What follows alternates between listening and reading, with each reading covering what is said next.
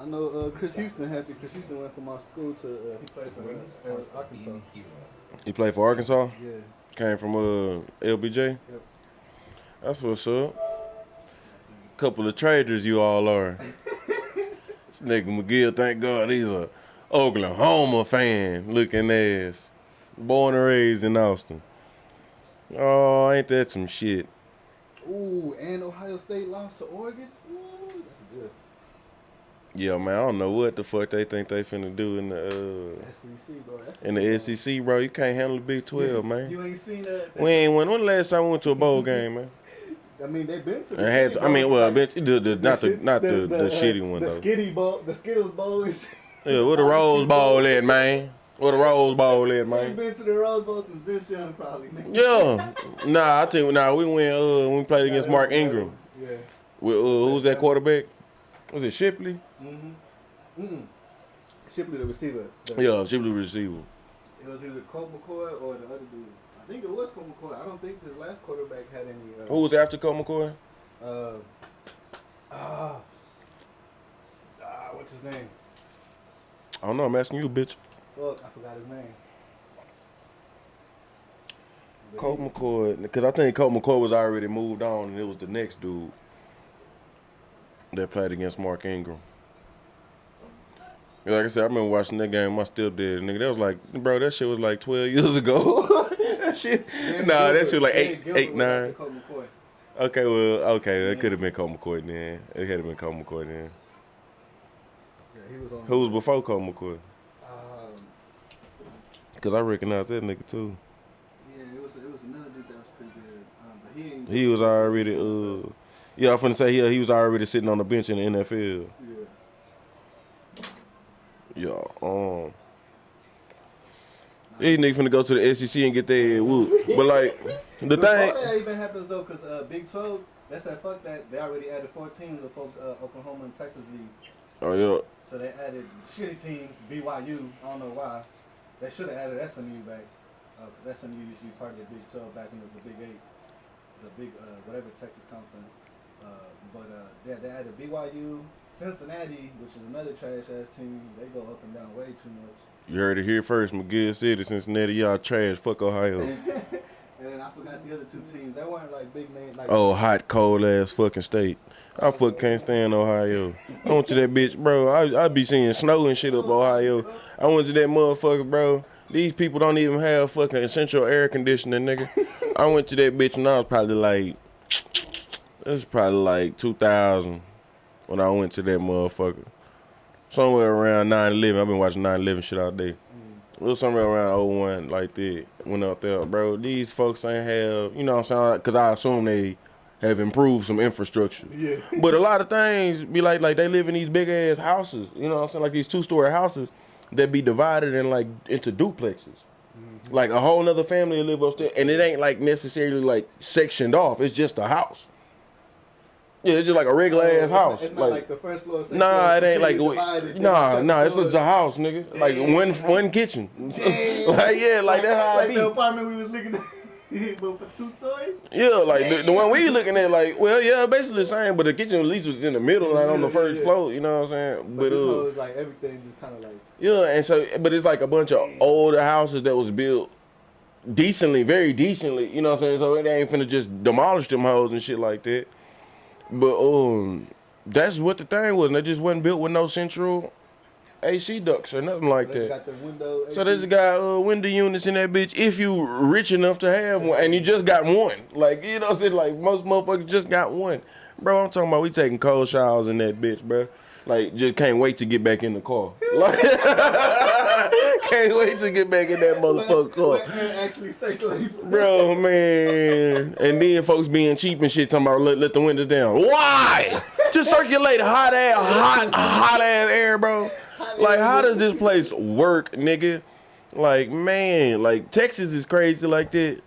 But, like, we don't get consistent snow like that. Well, we have been. We go last couple years, it's, you know, consistent. It's becoming the normal, but not like Ohio. And you freeze your dick off in Ohio, man. That shit crazy. Yeah, they had a BYU, which is that whole, like, Mormon. It's like a whole Mormon town, bro. Oh yeah, nigga, I got a badass motherfucking Christian choir from BYU. Nearer to thee God, bro. They sang their ass off. The nigga, Big Frank, he went down there and stayed at one of their hotels. He was doing some job out there, and then he called me. He was like, "Bro, they got no good TV channels here." It's like the whole town is actually religious. Do we give Casey a shot? UT. Do we give Casey a shot? Oh, because they backup quarterback. Yeah. They might as well. They might as goddamn well. That was my sentiments. Well, shit. I mean, I think that's how he started out the first game too, with both quarterbacks. So he kind of like fucked up their whole confidence. Yeah. Yeah. See, that's kind of where I was going with the whole New England thing. In my opinion, I'm going with Cam. I'm giving Cam 2 solid years max. You know what I'm saying? Especially because the first year. You can bomb the first year, and I'm still finna start with you the next year, bro. Like I still am. Like why? Because if I start with Mac Jones and it goes bad, I'm not trying to go to Cam then. Like you know what I'm saying? It's already ruined then.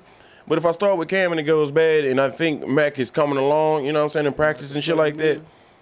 I'll go with him from there, but at least I got a half a season to evaluate and you know what I'm saying, use Cam as just like a placeholder because number one thing is, nigga, they acting like they a quarterback position away from being a playoff team. Get the fuck out of here, bro. Hey, bro, last I checked, Brady left that bitch because his best receiver was Edelman. Like, and y'all ain't have no tight ends. So what the fuck? You talking about a quarterback that needs a tight end and one good receiver. You ain't got no tight end and the best receiver is 2 years younger than him. But I mean, and this nigga ain't got no business playing quarterback at 44. I kind of get why they did move on from Cam because I don't know, he struggled with the playbook last year and then he was like, well, it was kind of like me and Jones was in the same boat. We was both learning the playbook. I was like, well, that's terrible, bro. If you still learning the playbook. Well, I mean, he had 1 year with the team, a COVID year with the team. Yeah, and then if you look at his numbers was average. And then, right? Like, everybody talking about it like this nigga just went out there and laid a stink egg, bro. He did exactly what he's been doing, you know what I'm saying, to a degree. Like, we just put a little extra level of projection on there because he with Bill Belichick. Oh, he going to be better than. No, it was a COVID year, bro. Fuck it. Like, but to me, it was because he was like, he basically said he didn't understand how to read linebackers and everything. Because he was all like, he's like, 30 teams out of the 32 don't. I was like, no, bro. Almost, I want to say half the teams know what the quarterback knows. He reads the Mike linebacker and tells. He said he was used to. That's just the main thing you got to do. Like, but you talking about a running quarterback, you know what I'm saying? You know how that is. Why they say black folks ain't got the mind for it. Shit like that, but I kind of felt like you agree. You agree. You taking you putting Mac Jones in the starting position. I wouldn't put him, but I can see why. But I wouldn't have done it. I'm telling you, I can see why too. But nah, I can't. No, I can't see why. I can't see why. Mac Jones is kind of used to that kind of system. Is Mac Jones better? Is he better for the position? Absolutely. Yeah. But I can't see why you put him in the position because, like I said, the number one thing is the rest of the team sucks. The rest of the team's still fucking trash, bro. Why am I gonna put my young man in here under fire behind the line that ain't solid yet? Receivers that ain't solid yet. Let Cam take those blows, bro, because he's big enough to take those blows, literally. They're gonna do like you know what I'm saying? Mayfield. They're gonna throw him out. Let him work it. Let him work his magic. You know what I'm saying? And let Mac from the background do his thing. You know what I'm saying? Learn. And then once you got a couple of more pieces next year. Once you scouting better, you know what I'm saying? Scouting for what you got, because you looking at Mac Jones in practice. You see what he got. He done came in for Mac. He done came in for Cam a couple of times in certain games or whatever. Because it's 17 games now. He might have a game. You know what I'm saying? So you're gonna be able to know better what to scout for. And then maybe next year, halfway through the season, you throw him in there. Maybe after 4 games you throw him in there. You know what I'm saying? But at least my thing is cultivate the rest of the team before you just act like you a quarterback position away from going to the bowl. Like, get the fuck out of here with that shit. Like this, they can ruin. They've already ruined. That's exactly what I'm gonna say. They've ruined this nigga's career. Like, once he goes to second string, it's done. He got to sit on the couch or play. But I heard him say, he said, I would have been willing to come off the bench, but we all know your second string quarterback can't be more famous than your first string quarterback. You know what I'm saying? Minus the hair and all and the crazy outfits and shit like that. Minus all that shit. No matter what happens, when Mac does something good, they're gonna pan that camera to Cam to see what he looking like. You know what I'm saying? If he does something bad, they're gonna pan that bitch to Cam to see if he think he should be. You know what I'm saying? It's always gonna be a story, no matter what. If Mac have a stretch of bad games, half the media questions gonna be, "Oh, you think about putting Cam in?" They don't need that. They don't need that right now. And ultimately, the only thing I could agree with them making the move is the whole vaccination thing. They definitely don't want to deal with this shit. Yeah. And you know what I'm saying? Like you already missed some time. That's stupid on my behalf, nigga. In my thoughts, that's fucking dumb, bro. You seen the penalties they putting on? If more than like 3 people get COVID, damn near the whole team get shut down. Shit. I'm finna go and get that vaccination, bro. They not trying to kill your ass. They ain't trying to chip you up or nothing like that, bro. It's been enough cases now for me to know. All right, it's decent. You know what I'm saying? It's decently effective. There's only one doctor who's like, oh, it's causing micro blood clots, and they're like, well, yeah, because they've done that. They've already got past it. They're like, you're checking people after they got the shot, so their body swells up, nigga. That's what causes. Well, yeah, I finna say, but the life-threatening cases of that shit, like they already took the what was it, Moderna or something like that. Well, it's because it's that mRNA. Or the Johnson. Well, it was one of them that was causing specific blood clots, like life-threatening. But they got rid of that. They took it off. You know what I'm saying? Refined. That's what I wasn't trying to be a part of. You know what I'm saying? I wasn't trying to be a part of that. When the Pfizer has less, Pfizer hasn't had any like that. Right.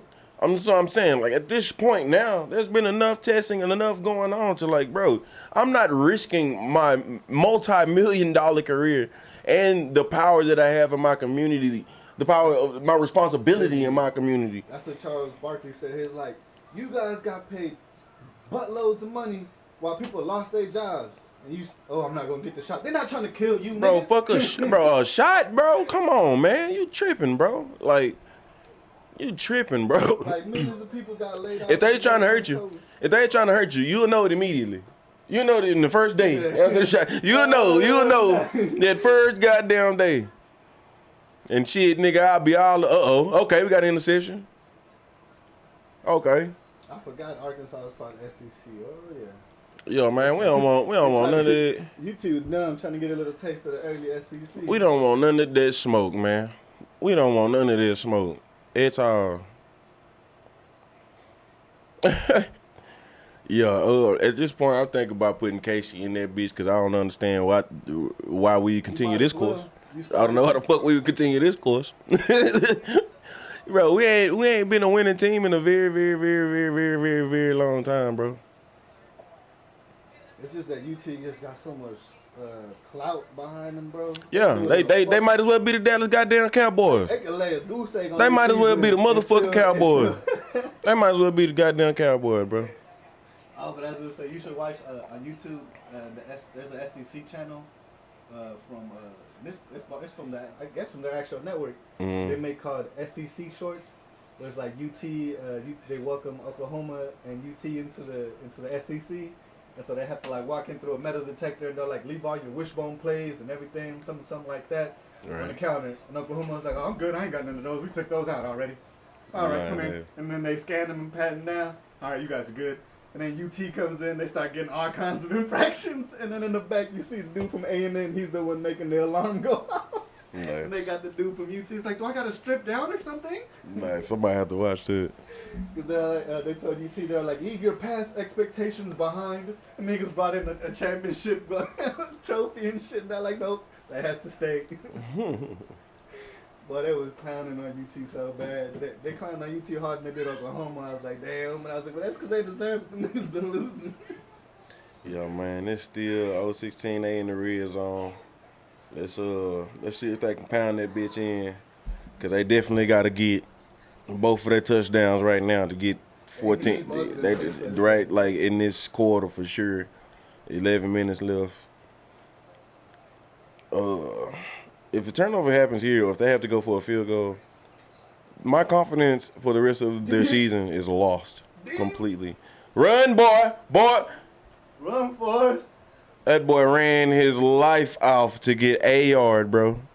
See, they should have been smart like Oklahoma and played some shitty ass West Carolina. Is he limping? Is the young man limping? Oklahoma winning 45-0. That's fucked up. Oklahoma winning 45 to nothing. Yeah. Spencer Rattler was throwing out some goose eggs last game, but he got his shit together in this game. They was talking Nigga, bro, they need to split that team up. That shit, bro, that's bullshit. Like, yeah, like Oklahoma is. I feel like Oklahoma is super souped up for the Big 12 style play. man, they souped up for anything. Like, they got so much clout now. Like, even like Jalen going to them niggas. You know what I'm saying? Like, you just gonna get all the good niggas. Like, like I'm saying, like that's like it's the same situation. Why cap don't matter in fucking professional sports? Cause motherfuckers gonna go. You know what I'm saying? Like, shit, and they gonna fuck up the whole system. And then like everybody thought Oklahoma's run game was gonna be weak because we had picked up LSU's good running back. He had transferred over. And then once we made the decision to join the SEC in 5 years, this nigga decided to go back to LSU. Damn. So Spencer Rattler is like, yeah, we fucked up on that part. We should have done our due diligence. Like, this nigga didn't belong on our team, basically, is what he was saying. I was like, damn. I was like, shit. Oh, well. Well. All right, so moving on. Yeah, touchdown. Actually, small insert. We got 3 fights tonight. Got 3 decent fights tonight. Let's look at this fight card. Let me take this off of here because I don't know what my search history looking like. Nah, I'm playing. Yeah, I forgot that bitch ain't even on the screen now, so we gooch. Holyfield. That shit happened one time at Felipe's house. He was like, I'm gonna order some pizza online. He tried to turn around and try to order Pizza Hut. Some weird ass porno came up when he typed in pizza. I know that nigga Felipe be watching some weird ass porn. He look like one of them niggas, bro. It was some weird ass porno. It was like some I don't even know, bro. It's like some voyeur type / weird ass shit, bro. This nigga watching monsters fucking bitches and shit, animes, fucking dinosaurs and shit. Them ads come on. I bet you won't last 15 seconds watching this game. The funny part is that shit popped up. That nigga didn't even close it, bro. He just opened a new tab, went to Pizza Hut. Cause that nigga seen something, nigga. Hold on, I'm coming back to that shit. I'm finna hold on, put a bookmark in that shit. That nigga opened up a new tab, went to the Pizza Hut website to see what pizzas they had, and then went to the bathroom and still just left the tab on there. And you can read the little tab with the porn video. Yeah, at the top. Like, I'm not here, bro. Bro, you know Felipe smooth though. That boy slick, man. He's slick. All right, so we got man, I had a better goddamn list I had found, bro. They actually had they freaking records on it. Shit, they said that the Holyfield was slurring his words, so that nigga might be in trouble. Man. That nigga been slurring his words all these, bro. Like what? That nigga 60 years old, man. That nigga, bro, he 58 years motherfucking old, bro. Like this nigga is. Whatever. All I'm saying is one of 2 things has happened.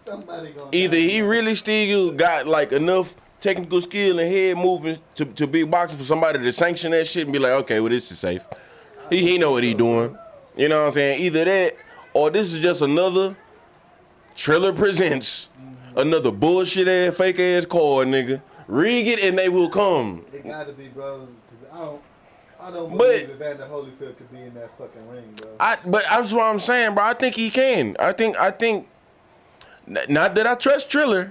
Not that I'm buying the fight either. Cause fuck, man, these niggas know I will be nobody's fool. I ain't paying dollars. I will be nobody's fool.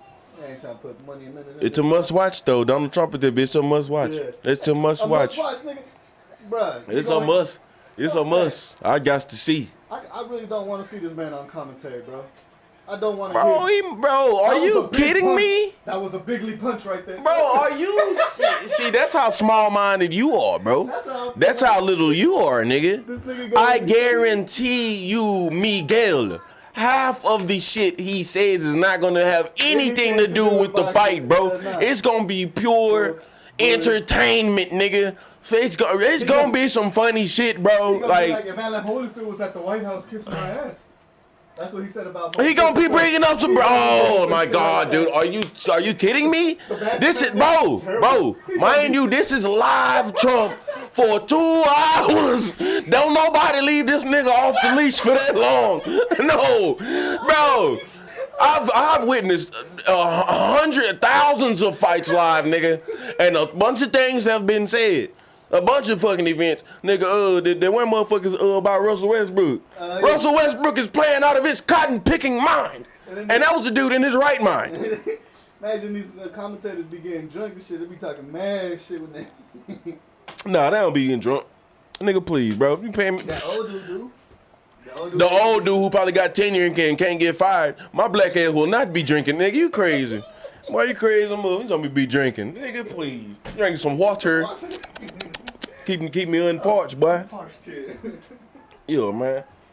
It's not far-fetched, though, that Holyfield could actually still be in that shape. Look at Mike. Mike was 50-something, but, you know what I'm saying? Mike will knock your bitch ass out. Holyfield will knock your ass out, too. Look at this dude, man. Look at the way Holyfield look, man. Look at the way this nigga look, bro. That boy Holyfield right. That boy right. That motherfucker still scary.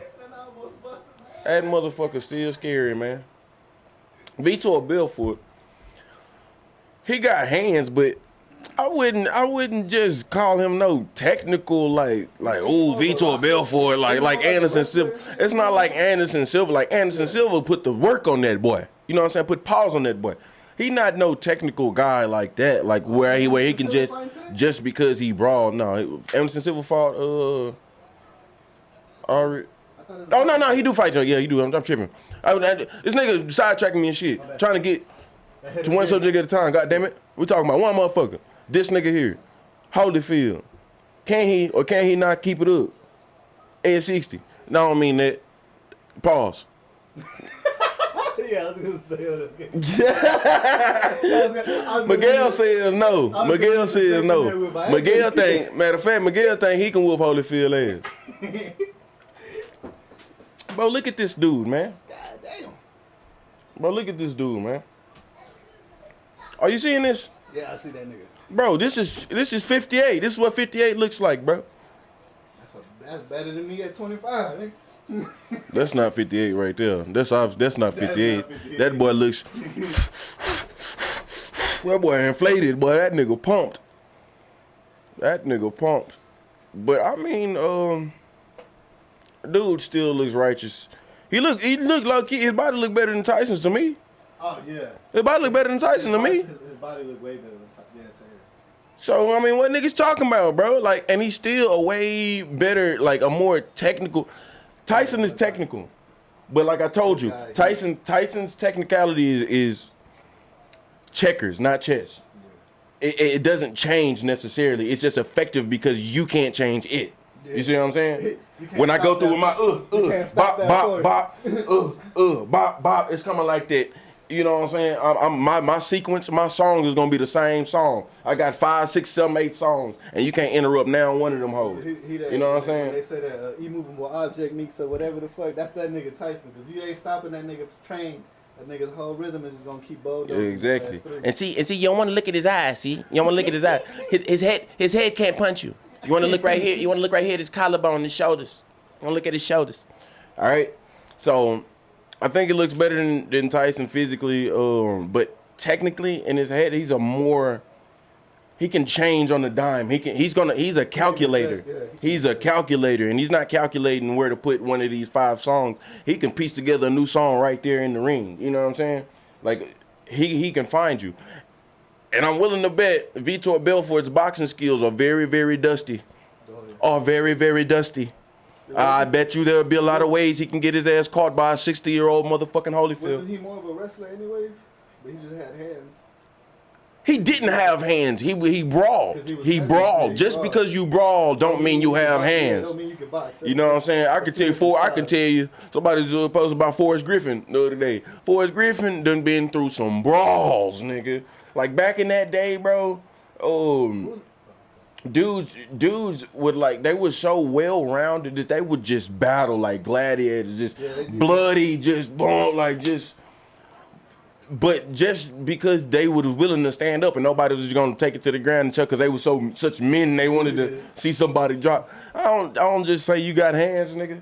Plus, when you really weren't super duper effective, you know what I'm saying? Like, and then from that, you go and take steroids and puff up like. I'm talking about this nigga was stout, bro. When he got kicked by Anderson Silva with that.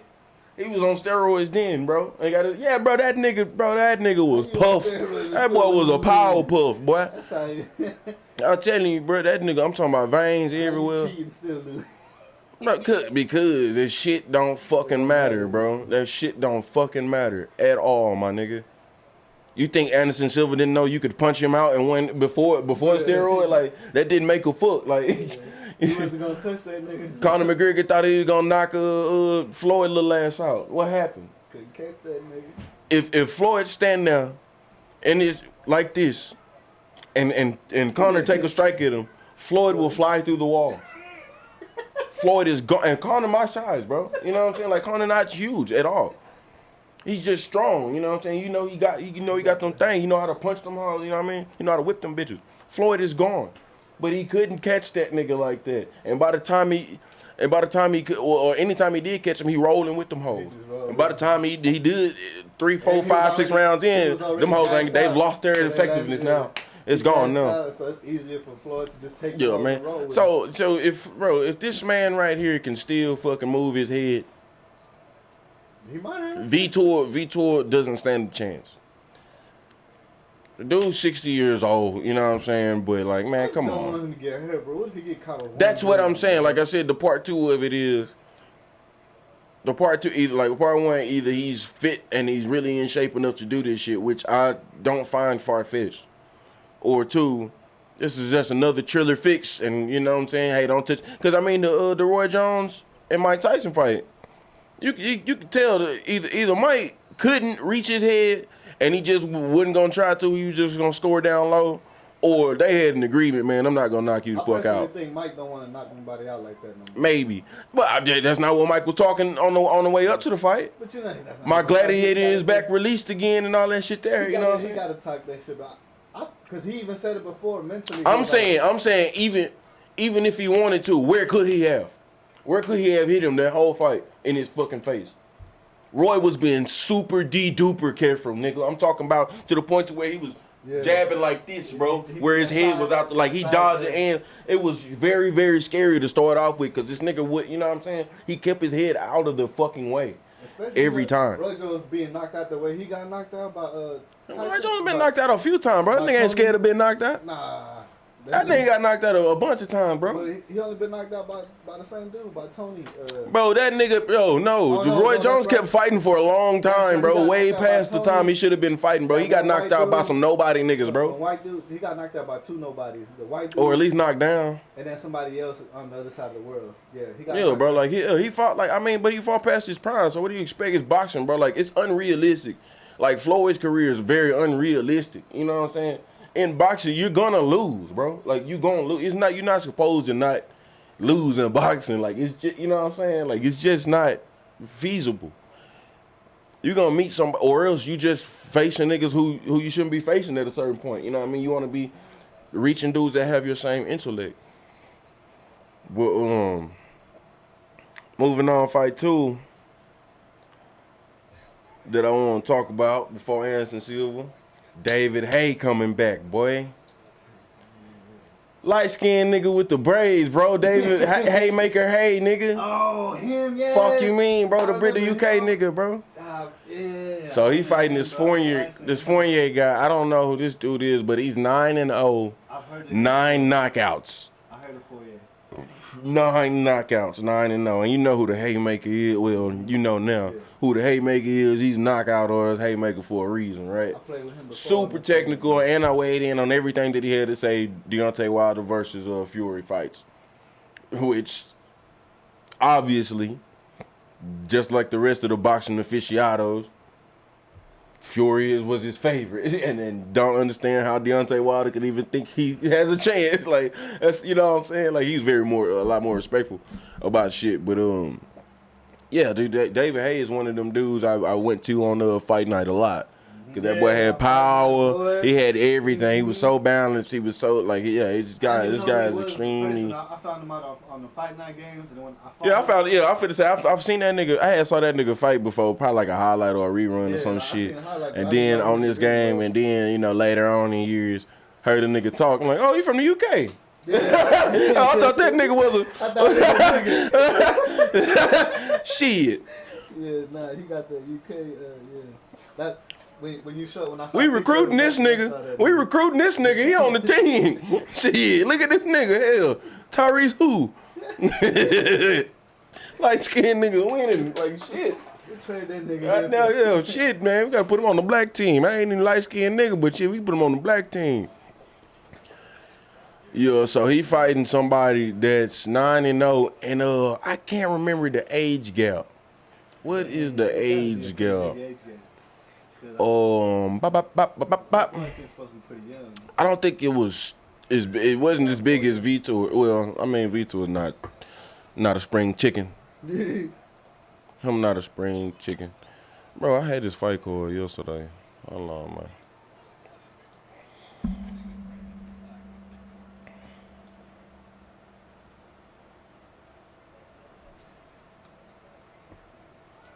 Oh yeah, MMA Mania. Duh. Damn. Oh no, I just went to this one. Motherfucker. Okay, so don't know these super featherweights. Don't nobody watch that bullshit. Anderson Silva, Tito Ortiz. Can't stand that bitch ass motherfucker.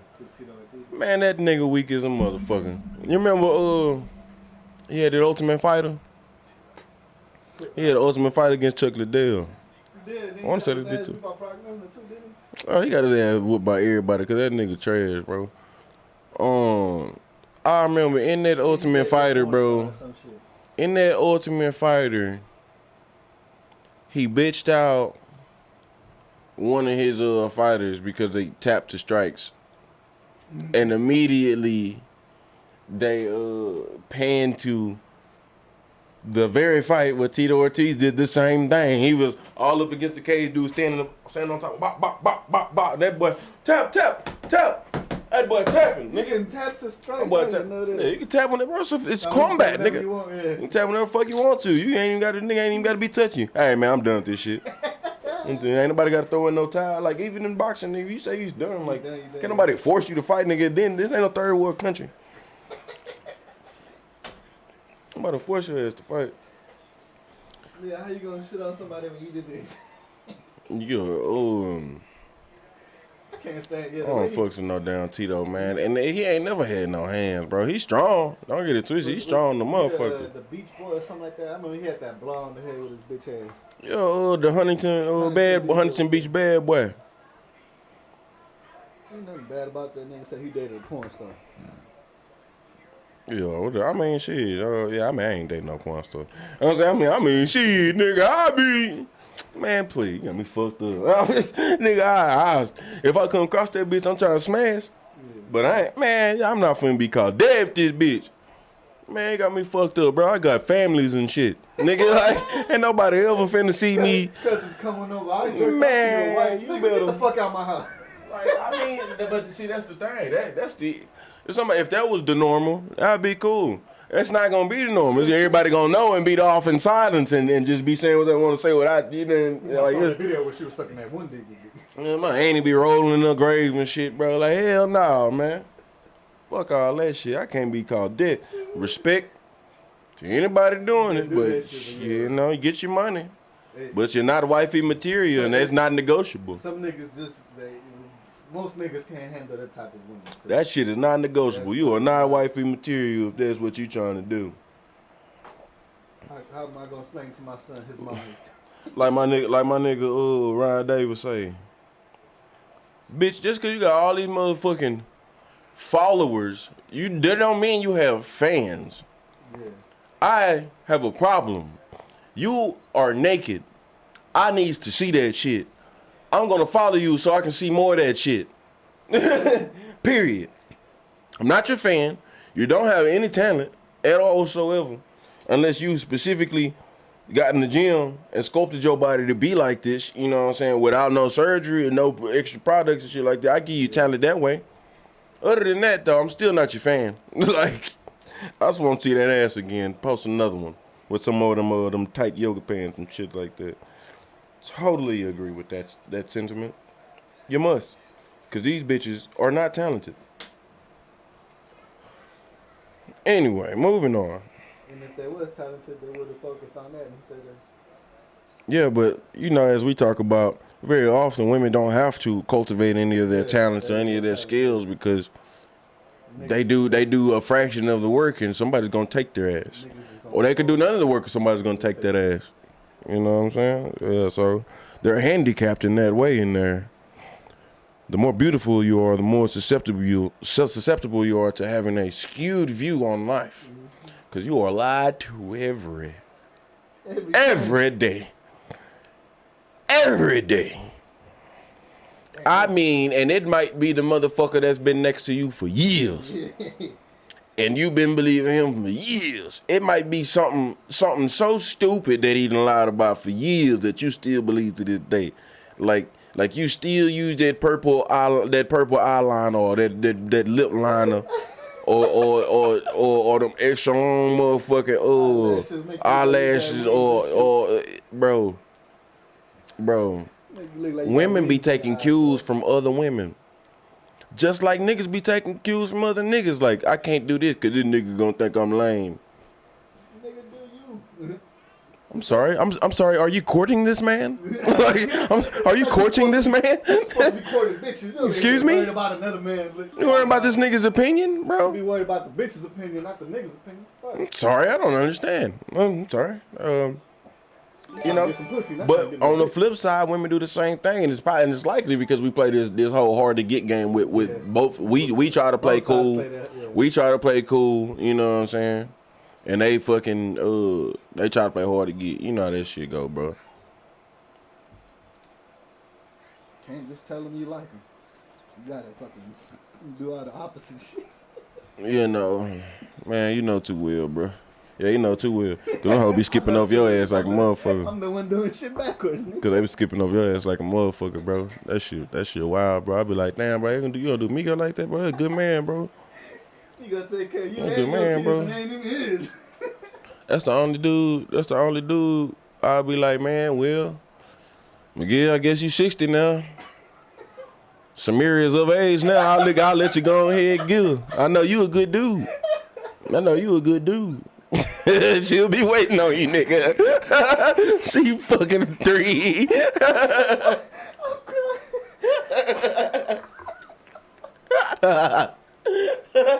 Yeah. Sean over there like, Nico, I got your back. I'm raising wives. I'm raising good women out here. Good black women, you know what I'm saying? And then I got variety black women. I got my kid half black, and I got a white one, and I got a Mexican one. I got variety. I'm the best shop you can come to. But you're going to have to pay that dowry. You're going to have to pay that dowry. You know, we watch 90 Day Fiance. My nigga, I'm going to go and need that dowry. I need that dowry. You're not getting no bullshit ass wife. You're getting a real wife right here. Yeah, you getting she going to be educated. That's the smart one. That's the smart one. That's a smart one. So you want to pay more for smarts, or do you want the extra beauty that comes with the light skin one? You know, there's some little things. You know what I'm saying? Some little thing. We got package deals. You know what I'm saying? Oh, stupid, boy. I can pay for the wedding. You can pay for the wedding. That just comes with the package deal. You know what I'm saying? Half off if you don't give me no details.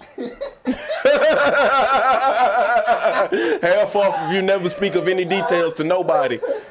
Cause I don't never want to hear. And we'll be straight, bruh. Starting at $200,000. That's the half off price. That's the family. Oh shit! Hey, at 60 years old, you done did a whole bunch of hustling and not a lot of fucking. When you gonna be like, well, it's a decent price. Yeah, well.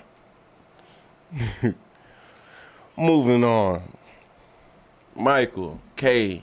Williams. Bruh. Man. R.I.P. bro. I was sending you the message as soon as I saw that shit. I was like, I don't know if this nigga saw that shit. I can't remember the last person that died. I think it was somebody who make music. But I was jamming that song when I came home from work loud, like on repeat. And probably like a week or so later, the motherfucker died. I can't remember who the fuck it was. It was an old school song. Nah, fucking Mac Miller. No, nigga. Mac Miller go hard. That nigga died like ancient. That nigga's death is ancient. Anyway, not important. Shit though, killed that nigga fentanyl. Yeah, that's when fentanyl started though. That shit started. We was already watching The Wire though. I know, bro, every Sunday. That's what got me, bro. And then I think he died on a Sunday or Mondays when they discovered his ass. It was a Monday. Yeah. I was like, dude, we were just watching The Wire. It was a Monday, and they had that shit. Thinking about that nigga. Cause it's the best character, bro. That nigga the best character. String Bell my favorite character, but that nigga is the best, most dynamic character in there. To this day, I can't point to a character that's that dynamic. Like what gangster? I've said the F word. What gangster gay dude do you know? You know what I'm saying? Like who invokes fear in you? You know what I'm saying? Like invokes fear. Like he played a couple other good characters. Great characters, bro. He played. I was already when I was in the old apartment, I was watching Boardwalk Empire. Yeah, because when I was downloading shit, I was trying to get Empire, but I got Boardwalk Empire, and I started watching. I was like, nigga, this shit go hard. I just never finished it. Some show called The OC or some shit like that. Yeah, The OC. He was at Lovecraft Country, or I think that's the name of it, something like that. Worldcraft, Minecraft, World of Warcraft Country. He was like an activist type dude, like. And he spent a lot of time talking to people who have drug addiction. He had a drug addiction the whole time, like while he was doing that Omar role and shit like that. He came from a lot. He wasn't one of those dudes who started off acting as a child, you know what I'm saying, and always wanted to be an actor. He stumbled into that shit and just was great from day one, you know what I'm saying. Omar was his very first role.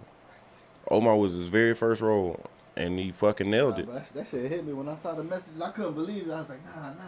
I just saw this nigga on The Wire like The Wire came out last night. Shit. I was like, nah, that can't be. Bro, I had to look that shit up. Now it started coming up everywhere. Yeah, he dead. I was like, damn. I was like, that fentanyl got him, bro. They've been having goddamn fentanyl. They've been having big parties in New York, and a whole bunch of people been dying off that fentanyl. Man. Nah, I don't think that's what that was, bro. I want to say they said cocaine initially. I don't know what they came out with now. They be mixing they mix heroin with cocaine, fentanyl with heroin and cocaine. Yeah, I mean, because they use it like acetone these days. But this comedian had just died like the week before he died. He had like, okay, so for instance, what's that fat bitch name? Lunel, the bald head ass bitch. She had came out and was, you know, with a basic drug message like, yo, the partying ain't worth it, shit like that, woo-de-woo. And somebody else had like took offense to it and said, man, this fat bald head ass bitch need to put the tacos down before she tell anybody what to do with drugs, you know what I'm saying? Which I understand their offense because his drug use wasn't just partying, you know what I'm saying? Oh, you talking about Omar, or not Omar? Yeah, Omar, Michael K. Williams. Like she was talking, because she came out with a, you know, kind of like a PSA on Twitter, like, you know, the drugs, the partying ain't worth it, you know what I'm saying? You kids. It was basically aimed at the kids, though, you know what I'm saying?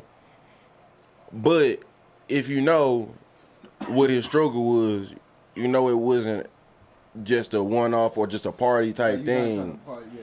Because he even said, and I quote, the drugs are just a symptom. Yeah. You know what I'm saying? So he's much more profound about it than that. You know what I mean? He wasn't just trying to get high. Like it was some other things bothering that dude. You know what I mean? Like and at that point he was just, you know what I'm saying? You have an addiction for that long. Like if I was addicted like that, bro, like you have to have a certain amount of intelligence to surpass that shit. That nigga hiding a motherfucker every day, got the role, you know what I'm saying? Coming to, you know what I mean? Like people don't know. People don't know this nigga struggling, bro. Cause you know what I'm saying, the more intelligent you are, the more you can hide, like, even like depression, The shit more like that, the like more that. drugs You it go. actually takes to, I think the The smarter boy, you yeah, are, bro. That's the more why, drugs it bro. actually- Not drugs in general. Anything that inebriates you, because the whole point is to take the edge off so that your mind is less sharp. There's less. I'm still noticing everything 10 beers in. I'm still, okay, I need 2 shots. I'm still worried about the bills. Okay, I need Like, 3 more shots. Bro, You know what I'm saying? like, I mean, I feel like my depression ain't shit compared to like the shit, but depression is just a chemical imbalance, supposedly. But yeah, bro, like when you depressed, like I can smoke. It's not a all- chemical. It's not just a chemical imbalance. Right, It's not it's just- a chemical response You're right, right. to what has happened to you. You know what I'm saying? Like, cause I fluctuate with that shit, and when I get in my depression, ain't no amount in the weed can take that shit away, bro. Nothing. Yeah, because whatever you're depressed about, weed ain't fixing it. It's a symptom. It's- It's to hopefully you forget, because whatever it is. But I mean, like terrible, and I'm like, God damn, this shit's supposed to help me, but it don't because the shit already, yeah. Right, because you that's why young people get the shit twisted. They think it helps, and you don't know. Like, if you're a seasoned drug addict, like I told you, my auntie was valedictorian of high school, you know what I'm saying? Mm-hmm. End up being crackhead. My uncle was McDonald's All-American, crackhead, you know what I mean? Like, it's those cerebral people that curiosity gets the best of them. Which is why I kind of understand my addiction, because like when my mom talked, like, man, my uncle, yeah, I told you I think I told you a lot of time about my uncle. He started out smoking weed, do heroin, he do all kinds of drugs. And he started being an arsonist because he's losing his mind. He literally losing his mind, bro. Yeah. And You keep trying to take the edge off, nigga. They don't come back. They don't come the back. same way all the time. If you keep constantly trying to dampen, because I mean, your brain, even your brain, we proved we thought your brain was not capable, like your other rest of your body, your organs, to regenerate. It is. You just can't damage it so far. You know what I'm saying? It takes longer to. It's only regenerate than capable any of muscle. very minor micro regeneration. repairs. And it takes so long. It's really. It takes the absolute longest. That's why we have some of the longest Yeah. gestation periods of any animals. Muscle tear would take you about 2 months. A brain injury would take you years, literally. Yeah, years. muscle tear ain't shit. Like, muscle tear ain't, you tear your muscles every time you work out. Like, that's micro tears. Like, that's the whole point of working out. That's what makes your shit get bigger. But like, when you talking about organs and shit like that, your skin probably comes back the fastest out of all your organs. But yeah, man, YK Williams, bro. One thing that just sucks, bro, when somebody dies, like the main thing, R.I.P. drastic. Main thing I always think about is the potential output of what would have came if they still, you know what I'm saying? Like Patrice O'Neal, R.I.P. Patrice O'Neal. Everything that's going on today, that man would have, bro. He would have been dumb rich just off of flipping his tongue, bro. Like, motherfuckers, like right where Dave Chappelle came out with his Netflix and really became the Dave Chappelle on stage that we know today, because another nigga pointed out, like, bro, don't be talking about Dave Chappelle like he been the GOAT this whole time, bro. Right, It just like kind of said that his like. Yeah, he's like, bro, he ain't been been for the stand up. We knew him for the skits. right. He wasn't the GOAT the whole time. Now you can call him the GOAT, but like, it's because of these later things, and you know what I'm saying. You can include the other shit now. The power plays he did with the Chappelle show and shit. But even without Chappelle, I mean, don't get me twisted, bro. Patrice is nowhere near as profound as Chappelle is, and Chappelle still would be needed. But it would take a little bit away from Chappelle, because Patrice would be saying a lot of similar things. He probably wouldn't even tackle the same subjects. Matter of fact, because a lot of gonna go a little bit more. a lot of what Patrice be talking about be like women related. Like right now, Kevin Samuels would not be as big as he would be without, you know what I'm saying, without Patrice being dead. You know Kevin Samuels? Right, yeah. Like, and Kevin Samuels, you know, he always, you know, shout out Patrice O'Neal every time. He always, he be doing oh yeah, he fucks with that nigga, bro. Like, I'll tell you, bro, like I tell you, bro, I don't let nobody sculpt my opinion. I'm not fed information. I analyze and evaluate information. You know what I'm saying? And like from that standpoint, I get drawn to certain people. You know what I mean? Not that I just turn this dude on and now his philosophies are mine. No, my philosophies are his and his philosophies are mine before I even met this nigga. That's what drew me to him. You know what I'm saying? And if there was enough that the motherfucker would say for me to disagree about, and I'm talking about enough is like 3 to 5%. If it was 3 to 5% of what he said that I disagree with, I would be out. You know what I'm saying? And that even applies to his angle, how he says it, his approach, everything. Like, if I disagree with 3 to 5% of it, I would be out. Like, I wouldn't campaign or advertise the dude. You know what I'm saying? Bro, it's 33 to motherfucking 7. Po UT. You gonna go to the UFC? This is a preview. This is a preview of what you gonna get, bitch. This is a preview of that ass whooping you get. Good God. You got 4 years to get that shit together, bitch. Good God. You better start tying that butthole up, because they gonna run straight through that hole. They out of there, And man. Arkansas ain't even a top ranked team, nigga. Bro, yeah, I'm finna say, these niggas ain't even shit. Like, these niggas ain't shit, bro. Like, that's like the mid card of the this is SEC, the mid, yeah. bro. This is a mid-tier That's the team, mid-card. bro. They not the lower team, they the mid card. That's funny, though. And you can't even hang with the mids? That's funny. And you UT. Oh, that's horse collar. That's horse collar. Yo, man. So if you don't agree with 5%, you out. I'm out, bro. But it makes sense. Right, though. because when you talking about philosophies, like breaking shit down so far, like for instance, me, C just came over here the other night and bought some weed. And nigga sat down and smoked with me, which is rare. He don't be think he can come in here. I'm like, nigga, come sit down, bro. But then nigga, he breaking up with his chick right now. And he already got another chick on he even had a little date with her already. And it's a Mexican chick who doesn't speak good English, but she speaks more than enough to know, you know what I'm saying? Yeah. But he's like, man, sometimes like, we can, there's not miscommunication, but sometimes I know like and it's perfect. And he's like, and it's not necessarily misunderstanding, it's just like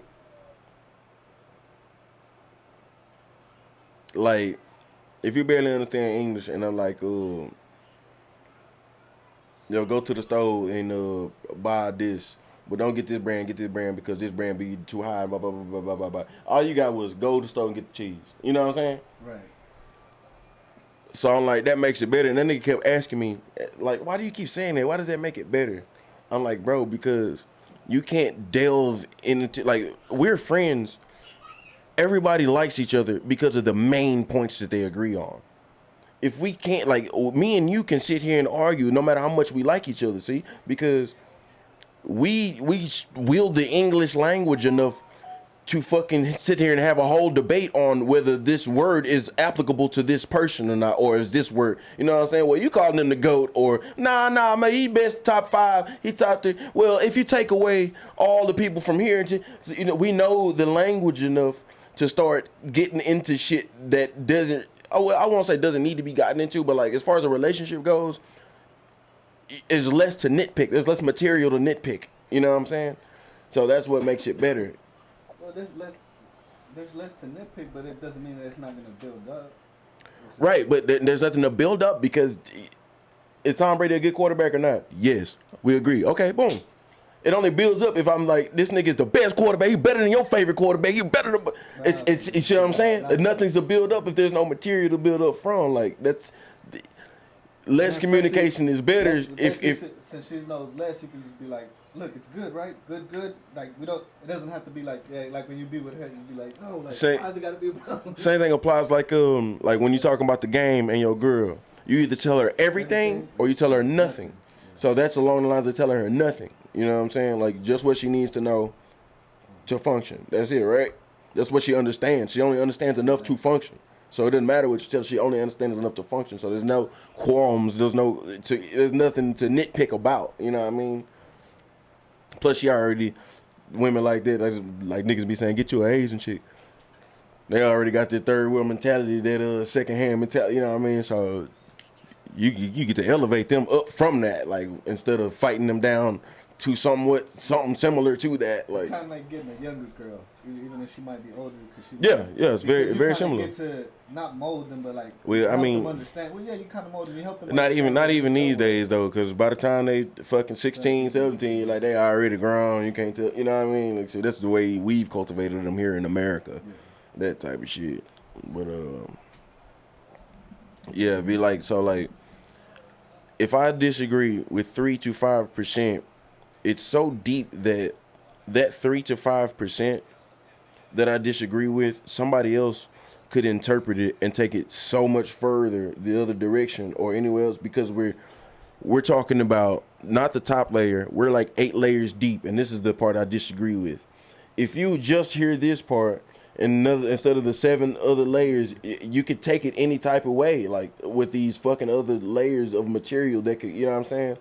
So it's like the most annoying thing is like when you arguing with somebody, man, that nigga LeBron didn't do this, man, that nigga LeBron, man, I'm telling you LeBron. Then somebody come on my side and be like, man, no, LeBron didn't, boom, boom, boom. And then he's like, yeah, and I'm like, yeah, see, I got somebody on my side, you know what I'm saying, yeah. And then that same person goes on and say, yo, man, that nigga LeBron fucking the trashiest player. Like, what are you doing? You know what I'm saying? The same person agrees with you, goes on to say something stupid and like almost kind of invalidates, and then, you know what I'm saying? Like, now I don't want you on my side. Like, you fucking up my argument. Now I look discreditable because buffoons are agreeing with me. You know what I'm saying? Like, the nigga that can't make up his mind. Yeah, you know what I'm saying? So like, if 3 to 5% of what you're saying is wrong and I disagree with it, somebody can take that and interpret it and put it back on me. That's enough material. Only 3 to 5%. So if he was out here telling and Kevin Samuels is very profound. Like he doesn't miss a lot. Like he's a lot of people will misinterpret it. Oh, he's against fat girls. He's against black women. He's against. No, you can be as fat as you want to be. Long as you're not complaining about men all the time. As long as you're not expecting more out of men when you aren't putting anything, you know what I'm saying, into what the man wants. Like, now if you find a man that wants a fucking fat girl, then go ahead. Like that's fucking rare than a bitch. And especially if that nigga's gonna be making 6 figures like you want. He's only he's targeting not facts. He's talking stats. He's talking stats and facts, bro. They're all facts. But the thing is, what people get it twisted is like, guys, he's tackling low-hanging fruit. Like, not that he's like reaching or like, because this problem he's tackling needs to be talked about. Like, it's because these women are out here with these big ass heads and, you know what I'm saying, expecting. He's only talking to them. He's only talking to them. Like, so if you're a regular woman and you ain't complaining about being 5'4", 180 pounds, you think you got the love of your life, then cool. But if you got a problem with the love of your life, if he's not doing exactly what you think he should be doing, it could be that, whether he said it or not. Because typically you're not the type of woman that would receive that type of information from him open arm. You know what I'm saying? Like, how the fuck do I tell you that I would like you to be 160? And that would do a lot for my motivation in this relationship. You know what I'm saying? Women don't think like that. Like, just 20 pounds, you know what I'm saying? Or just go to the gym, you know what I'm saying? Just in general, just let me see you do it with that mindset, you know what I'm saying? Show me that you dedicated to doing something for me. You know what I'm saying? Because I got to do everything for you. Even if I don't, one thing I don't do for you, I'm going to have to hear about it. Right? And, like, that's one thing, Toppy, like, how can you be big like that chick was and shit? You want somebody small. I was like, why don't you want nobody big? Because you don't want to deal with what Lizzo. Yeah, I was like, you don't want to deal with the fatness. You want because some fat people aren't attractive to you? Are you saying fat people aren't attractive to you, fat lady? Fat lady? Fat people aren't attractive to you. Is that what you're saying? That's what it sounds like, right? Like you're gonna attract people. But see, check this out though. But check this out. It's not that black and white either. It doesn't matter for us. Cause somebody presented the question. Well, so who is Lizzo supposed to go with? E40, Faison Love, Big Worm, Roddy Rich, fat dude. No, I think not Roddy Rich. Ride Wave. And I'm like, no, those are all dudes who got money. Why the fuck would they say? Like, it doesn't match up fat to fat, nigga. Like, it doesn't match up fat to fat. You gotta go find a bum ass nigga. It doesn't matter if he's fat or skinny. You gotta go find a bum. Shit, Lizzo, what's up? You know what I'm saying? Like, you gotta find a nigga who ain't got nowhere near the money you got. Cause that's all the dude cares about. You know what I'm saying? That's the only thing they got out of the way looks, anyways. The only thing they got out of the way looks. If you have deep pockets. You got some deep ass pocket, man. I'll sleep with Lizzo over 2 years and be pocketing it. I have my own bank account, nigga. I've been siphon money out there. Baby, let me get $200 for this. Every other day, nigga, I'm saved up that $200. I'm swiping the card. I just need $200. $200. Let me get $2,000 on them. Was it 2,000? Oh, I'll put an extra zero on the cash out thing when I had your phone. My bad. Boom. But I get you back. Whatever. Boom. But nigga, I'd have been stashed up, nigga, 2 years. But I'd been fucking put a ring on that bitch, and then divorce the shit out that hoe. Kevin Federline. Man, please. Move on that bitch better stop playing with these skinny nigga. That's what's gonna happen to her. Exactly. Nigga, shit, what the fuck is, man, she'll fuck around and stumble up on the Kevin Federline looking like that Asia dude that entanglement. What's his name? Augustine and then the other nigga Nicki Minaj was with Farrakhan. Safari. Yeah, Vitor is about to go to prison for murder in 30 minutes.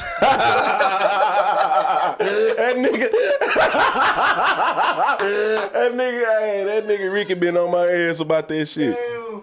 We already covered that shit. Yeah. And I'm like, bro, nigga, I still got the pictures right here. Look at this fucking swole ass Negro, bro. Like, Evander Holyfield will knock your daddy out right now, bro. That nigga knock your daddy out and your mama if they both come to them at the same time, bro. Either that or this shit motherfucking gonna be staged and they ain't gonna be swinging like that. Man, but what makes you feel like Vitor Belfort got hands, bro?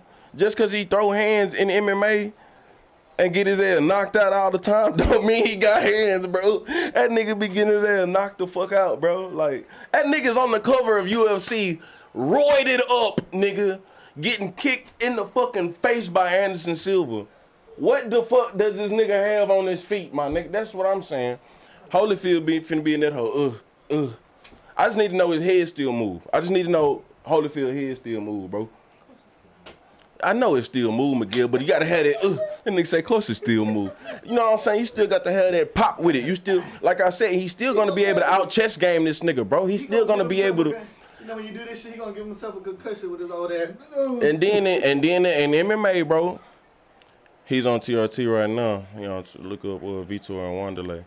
Wanderlei trash, nigga. That's just another nigga who be throwing them hoes, bro, for no reason. Wanderlei fucking suck dick, bro. He beat the fuck out of Rampage and Pride until they got to UFC.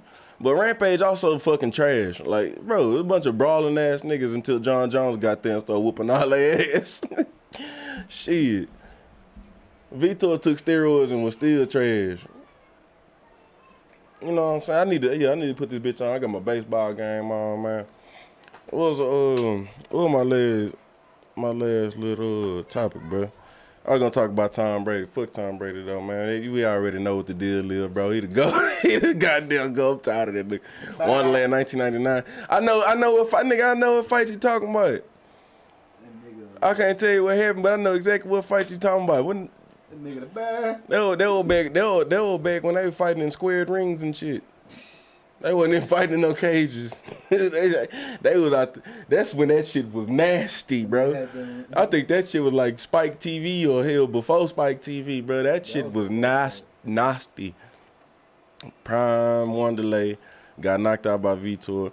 There's no Prime Wanderlei. That nigga was never Prime. That nigga was never that, bro. That Wanderlei trash, bro. He's basically Captain America now.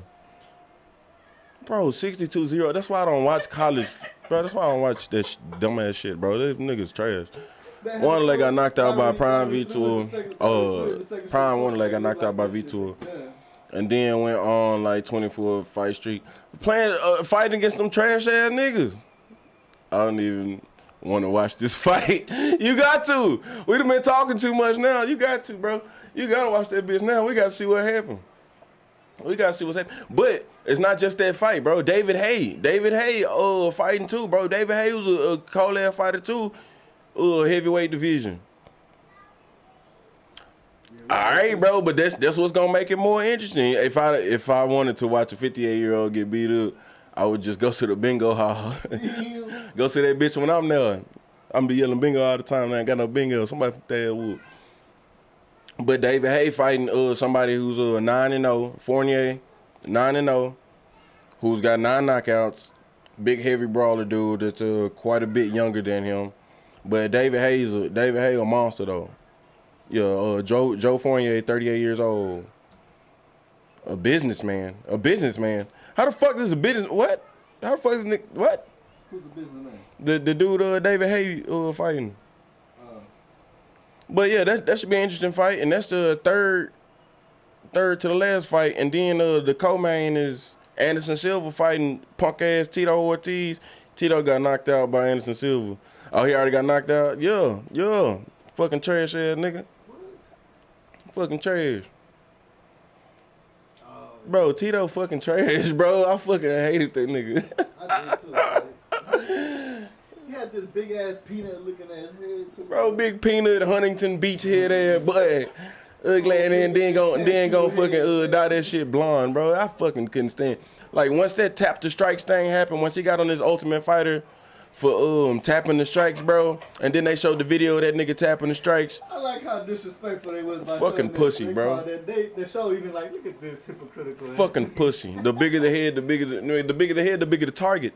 Shit, yeah. I'm finna bop. Even in that thick ass forehead, bro. I'm still finna rock that brain. As fuck, you can aim at that. I'm nigga. still finna rock that nigga, bro. I can't stand. All he can do is wrestle, bro. I hated that nigga, bro. I hated that nigga. Oh, he put them hands on Chavez Jr. too. Silva put them hands on Chavez Jr. too. You Chavez Jr. trying to say he won that fight. I was, boy, you stupid. I was drunk as fuck and I saw you lost. Yo, see? Unanimous decision. David Hay. I even played it for my dad, and my dad was like, yeah. David Hay won? Yeah, he's saying Silva just knocked out Tito. David Hay and Fournier. 79-72. Two judges. Yeah, 80-71. Bro, I told you, bro. Old niggas can box, bro. Boxing prevails, man. So it was past his bedtime anyway. Hey, Rick. Hey, said I had to go home. I gotta get out of here. Hey, Ricky is a fool, bro. That motherfucker, Ricky, is one of the funniest motherfuckers I know, bro. That nigga will have you crying, bro. Infernal Shogun, man. If you ain't subscribe, goddammit. That nigga there is a fucking hell on wheels, bro. That nigga is a nigga I went to school with, bro. A white dude, little short white dude, fucking play the fuck out guitar. Dope ass little skater boy. But yeah, he know fighting and shit like that. Real fight fan. We talking for years, man. That motherfucker hell on wheels though, man. You ain't gonna he's just like me. You ain't gonna get away with that bullshit you was talking. You're not gonna get away with that bullshit you was talking. I'm gonna call you out every time. Chris Houston's out there at the game right now. Who the fuck is Chris Houston, man? He's the one that played for LBJ, and then he went to Arkansas. Oh, I'm finna say, bro. He with Jerry. He was with Jerry though. He went to the NFL for the. He played for. I want Silver to beat up Jake Paul. Man, fuck that. I want somebody stronger to beat that nigga up, bro. I want Masvidal to get in there with that boy. Masvidal already called them boys out. Really, like I said, Tyson Fury little brother. Is a perfect opponent for him, man. But he don't want to fight him, bro. He don't want to fight him though. Cause then if you fight somebody if Anderson Silva knock you out, just like fucking Logan fought Mayweather, got his ass whooped, bro. Oh well, I won because I fought the greatest of all time. Man, fuck that shit, bro. Fight somebody on your level so when you lose, you ain't got nothing to stand on. Fuck all that shit, bro. You got your ass whooped, bro. You can't box. And can't neither one of their box, bro. Bullshit. That's like me getting in the ring and be like, well, I got in the ring with De La Hoya. Man, bro, that's like with me. COVID. That's like me. That's like me, bro. It's like me challenging J.J. Watt, wide receiver. I'm playing wide receiver. He playing cornerback. Man, I'm finna dust J.J. Watt ass. If he don't level me in the first 5 yards, I'm finna dust his ass, nigga. And I'm finna be like, see. I'm a cold-ass football player, bro. That's the best defensive player of all time, bro. That's the best football player of all time, bro. And I just caught a bomb on that nigga, bro. But you got to play in the wrong position. Got to play in the wrong position, bro. That's exactly the type of logic behind that shit, bro. Like, saying you're a boxer and you keep fucking fighting niggas. Who even Tyron Woodley can box, you know what I'm saying? I can't say he can box. He can fight, just like Vitor. Vitor can't box. He can fight. You can tell when they're gonna lose because they come up with these awkward ass stances, bro. Man, they just don't know how to 1980 ass stances. They just ain't got no combos in their repertoire, bro. Like they ain't leveled up in the game to unlock like the level 4 combo to where you throw like 3 punches. Jabbing, bro. That's all fucking Jake was doing, bro. Tyron shit was up, Yeah. and that nigga just bop, bop, bop. Oh, that looks good. You hit nothing, but that looked great though. That was quick. Then I told you that every time he throw him, I like that white boy quick than a bitch. Like he would like if he would have unleashed the first one on me, I wouldn't have thought it would have been 3, and he would have caught me with that third one, nigga. Like I'd be. That's what he's done. He's He nice quick, dude bro. At doing the combos, but you're doing He don't know combos. where to put them bitches You're though. putting combos He don't know how with to people how to that throw something and make that nigga go where he wants Well, to, not and just then that, unleash that But bitch. he's doing it with people that are statues, that are wrestlers, so all they know is just how to stand there. Yeah, I mean that's all Tyron Willie was doing. He'll duck and shit like that. They But don't- that they nigga don't just have bop real bop good bop. head movement. Exactly, Like, bro. They playing 2 different games, bro. Ronaldo wouldn't be shit as a kicker in the NFL. As a kicker, In the NFL. well, nah. See, it's interesting though, ain't it? It's interesting in the bitch though, ain't it? Because this nigga can boot it, bro. I don't give a fuck. And all he has to do Tyron is Woodley just can knock your ass out. Don't mean he can box though. But in a soccer, all you have to do is boot it, bro. And you have to. And in football, nigga, when they ice your ass, what happened then? It's almost the same shit that the same. link So of the you goal. telling me a soccer player can be a kicker in the NFL? You see what I'm saying? This is the same dilemma. This is the same. It's not the same though. It's not the same. It's not the same though. But I believe so because my nigga should have been a good soccer player. He could have gone to college for that shit. But Coulda, shoulda, motherfucking woulda, bro. Like he was a good kicker. He was our kicker, and he could boot it. When you get in that And he said motherfucking game though, bro. Because Jake Paul thinks Jake Paul is cold. He met the game whenever he fucking kicked it off, and somebody almost returned that shit on that nigga, and he had to help come and hit the leg. He had to come put a hit on somebody. Yo, I'm just saying, bro. If it's the same dynamic as far as like how interesting the shit is. But it depends on how serious. But just like from MMA to boxing, it takes one isolated skill from this vast sport and puts you on the line. And there's so many variations to this one skill that you're doing. I feel like if you you're can't gonna tell be me. good if you're good at penalties. So you mean right away he's gonna be good at penalties? No, let's classify it. Right away he's gonna be in there and be an average kicker at least. Average at least, yeah. Because I'd be willing to bet that nigga misses the very first fucking 3-point field goal that he tries. Like just straight out into a game, no practices, no off season. No, you get a full off season practice. You get to do whatever you want to. All he has to do is figure out the ball because that's all he gonna be used to a round ball. If he can get used to that ball, it'd be done. See what you talking about? He has to get used to. Used to it, yeah. I'm telling you, bro. It's a whole different ball game, bro. Like then it's coming from different angles. Niggas, oh man, that nigga almost got. Hey, whoa, bro, whoa. He got past you. I wasn't expecting that. He was finna hit me. Like, you know, it's different. It's different. Oh, it was a bad snap. It was a bad snap. Oh, I'm already at the ball. In Europe, they play a little bit more aggressive, so it's more body to body. It's not like what the fuck does that mean when fucking Brian Urlacher is fucking rushing at you, bro? Like Brian Urlacher size niggas don't play soccer, bro. Yeah. Brian Urlacher size niggas do not play soccer, bro. They don't have big neck rolls on and big pads on coming at you, bro. Like got niggas the size of Jeep. Ray Lewis. You know, like, bro, that's actually somebody. That's why that pigskin is such a revolutionary ball, bro. Aaron Hernandez actually killed somebody. I ain't trying to get hit by that. That's why that pigskin is such a revolutionary ball, bro. Like, nigga, that whole changes. You know what I'm saying? Even when it hits on the plant, it goes different. Like that shit different, bro. All right, so we all know Aaron Hernandez situation. He got supposedly caught a couple bodies. I don't think he really caught them bodies. I think he was there. What? I think you're like the only person that thinks that, Miguel. Nah. You sure? A lot of people, at least athletes, like whenever they talk about him, like Brandon Marshall, they're like, yeah, I don't think he did it. I'm pretty sure he was there, but he didn't do it. I don't think he's the one that did it. All right. I mean, I don't know much about it, so I can't say shit. From a lot of the things from the documentaries I see, I don't think he would have done it. But that's just my opinion. That is your opinion, buddy. And you're entitled to have it. Did he not get prosecuted? He didn't get prosecuted? Didn't he go to jail? After his death, after everybody switched on him. But that's like if I'm with the homies and I'm the big name, and so everybody's looking at me and they're like, yeah, he did it.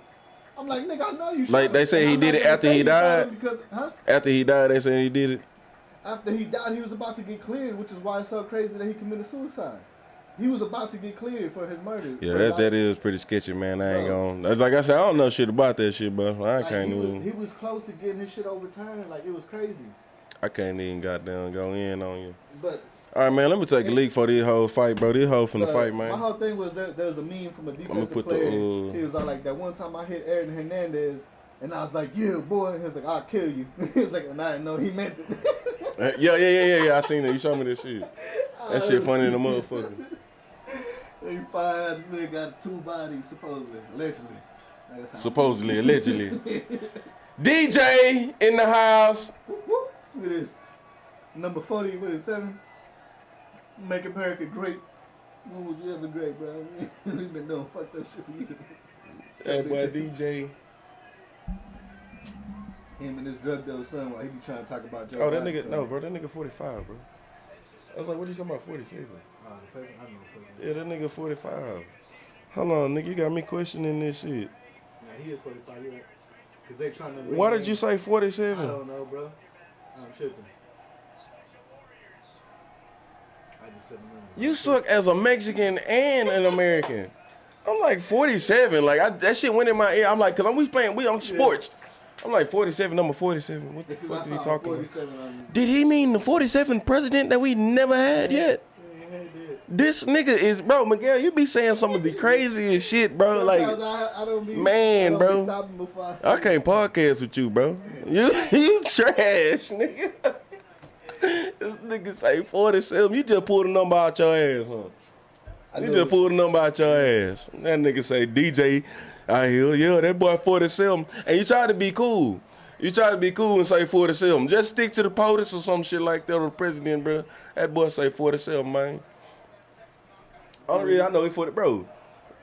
I know he 45 because nigga for 8 years long we were 44 and it up, baby. For 8 years long. Ain't did shit for it, but we out here fun. Nigga, it was the image that mattered. That boy was that swag. Bro, my nigga. Not him, Bobby. Who's the dude on the left? On the far left? Yeah, I don't know who the fuck that nigga was. But my nigga,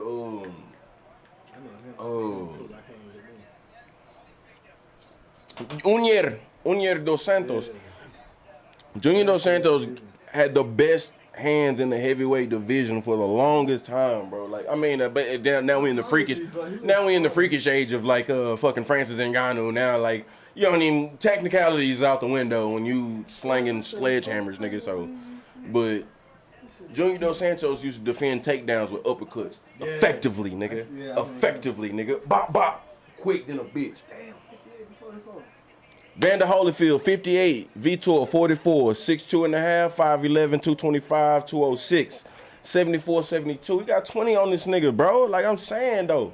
This nigga's fought at middleweight, bro. Like, what are you saying? What are you saying, man? What are you saying, Rick? Got beat up so bad he lost a few years of it. Like, he said he got beat up, then he met Kane. Man, Kane was a monster, bro. I'm only referring to Junior hands. His hands. That was a whole bunch of MMA fighters right now. This is why I'm kind of a fan of this whole crossover shit. But it could be done a hell of a lot better, man. Like so much more. You know what I'm saying? Instead of this gimmicky shit, it could be sanctioned better and like matched up a hell of a lot better. But I did like Junior Dos Santos would have been a great fucking boxer. Cain Velasquez is a whole different monster, bro. Cain Velasquez would beat Brock Lesnar 10 times out of 10. And nigga, I said that shit. Like, bro, like, nigga. It's crazy because they're both national wrestlers. Like, bro, and Brock was like one of the biggest monsters fucking UFC ever seen. But Cain Velasquez was the coldest heavyweight in UFC history, bro. There's nobody fucking with him.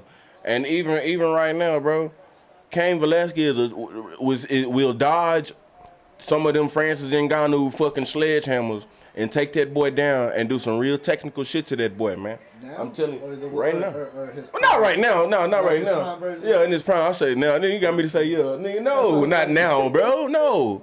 But both of them niggas in their prime, bro, Cain will be able to handle them. Because I think John in his prime can handle Francis. He can get out the way. He can stay at distance just fine. Because Francis, when he really started throwing them hoes, that boy goes downhill. You know what I'm saying? Like Kane's a wrestler, but he just got really nice hands to stand up with you. And he I wants. ain't worried about, bro. The thing, bro, I tell you all the time, bro. The thing that makes a fighter smart is keeping the game, not even just fighter, basketball, football, keeping your game playing sound and playing the game you want to play. Motherfuckers like Masvidal, Adesanya, they get to talking to motherfuckers and chirping and shit like that. And next thing, all you want to do is bop, bop, bop, throw them hands. Like, now I got you playing my game, and I'm better than you at this, so you lost. Because you already lost. I ran my mouth out, so you want to go for the whole. You know what I'm saying? Cain Velasquez and guys like John, guys like GSP, they stick to whatever is gonna beat you. You know what I'm saying? They're silent assassins, bro. GSP ain't gonna talk no shit. My fighter, my opponent, he's great. Yo, I'm gonna do the best bro, I can. ain't he just an angel? Isn't he just a god of the sport, bro? GSP is a god of the sport, man. GSP is the John Jones is about to catch all them smoke signals from France. Yeah, they just smoke signals. Don't all them hoes finna be smoke signals. Even in John's last fight, the Santos fight was the best example. That big swole ass motherfucker with the sledgehammer on it, or the sword or whatever it was. Yeah, I think it was a sledgehammer. Bro, John fought this nigga at the range he wanted to fight him, and when I watched it in real time, I was like, bro, he getting at that boy, John. Watch it and slow that shit down. John getting caught right here. Wow. Wow, right here. Right, you know what I'm saying? He catching all them hoes just at the right distance. I feel like, and GSP would have been entertaining anyway. But my thing is, bro, why would John just not take this nigga down and use his superior jiu-jitsu? His superior wrestling? He can meet these niggas somewhere else, but he meeting them where they want to be met in the fight, and it's looking, because Reyes got the best of that nigga, and Gustafson. I was convinced Gustafson, man, that if they run that shit back, that white boy finna get the best of that nigga. I thought Gustafson was finna get the best of that boy. Santos would have won that fight if he didn't shred his knee. Man, please, no, he would not have, bro. Santos was too short, bro. He was too small. He was way short. If you look at that fight again, slow that bitch down and look at everything that nigga Santos threw, he had to telegraph that bitch to get close to John, bro. And John just bop, bop, bop. And one of the most effective things John was doing was that oblique kick. Bop, bop. John used that bitch just like a jab, bro. He never throws it with intent. But every time that boy Santos would start up to do something, that nigga hit him with that oblique. Goddamn. And Santos was nowhere near technical enough to keep that motherfucking rhythm going. You know what I'm saying?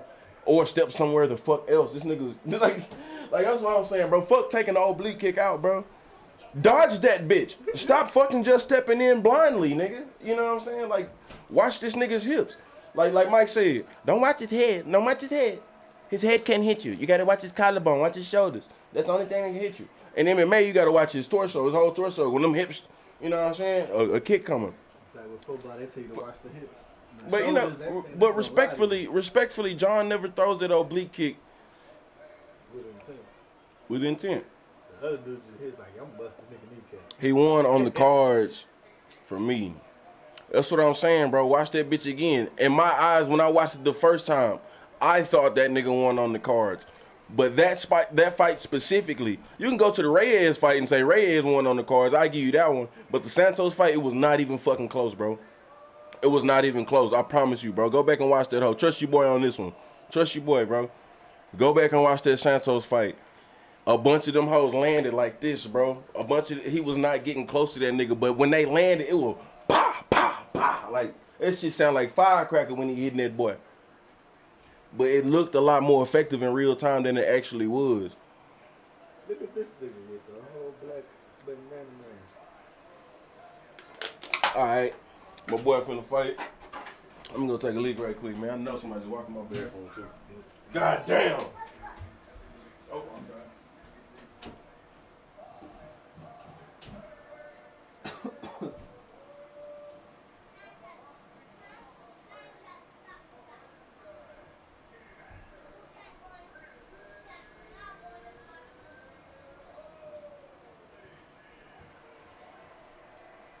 Damn, they getting there. Ooh. 40 to 14.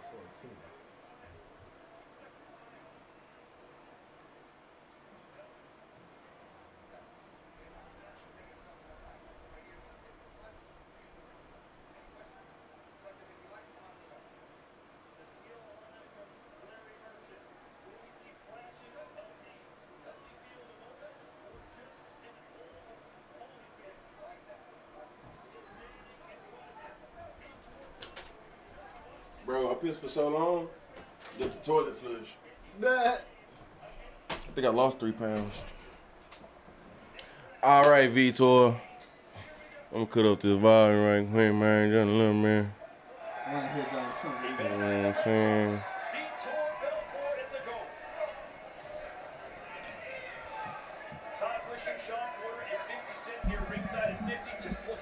50 Cent? 50 Cent ringside? Of course he is. This too much beef. Hey, boy, that nigga Holyfield do look old in a bitch the way he throwing that bitch out there, though. That's just a little faint jab, though. He just checking distance.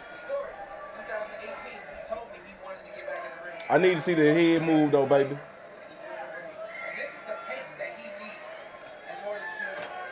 Vitor don't want it, man. Vitor don't want it, man. Vitor don't want it, man. He hesitant, yeah. Okay, body punch that staggers Holyfield, but he kind of tripped. I won't say staggered, he tripped. You gotta get them feet under him. Uh-oh, this does look bad, Ricky. This is looking bad. Bro, that nigga swung and missed, and Holyfield swung and missed everything, bro. That nigga swung and missed everything. But boy, if he'd have connected, nigga, if he would have connected with that hoe, if he would have connected with, boom, knockdown. That nigga look like he's 60 though. That nigga look like he'll beat me up, but that nigga look like he's 60 though. The way he moving on things.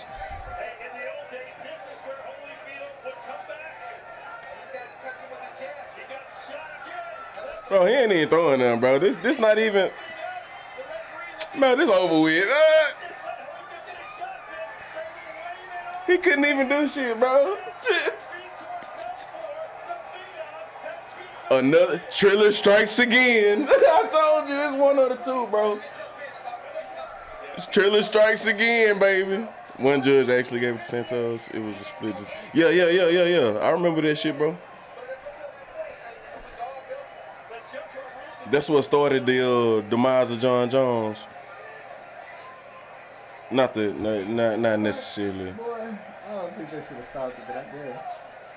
I mean, bro, like, he wasn't in danger. Like, he was looking very 60 years old, but he wasn't, like, taking no damage. Like, he just was, his feet wasn't, like, sharp. You know what I'm saying? Like, his footing was just, like, he didn't take no hard-ass punch. Like, he just, like,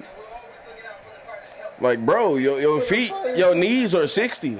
Like your knees are 60, bro. He got knocked down, but I don't even think he was hurt from not knocking down. He wasn't even hurt. He looked good now. He's still chilling. Like, he just was, bro.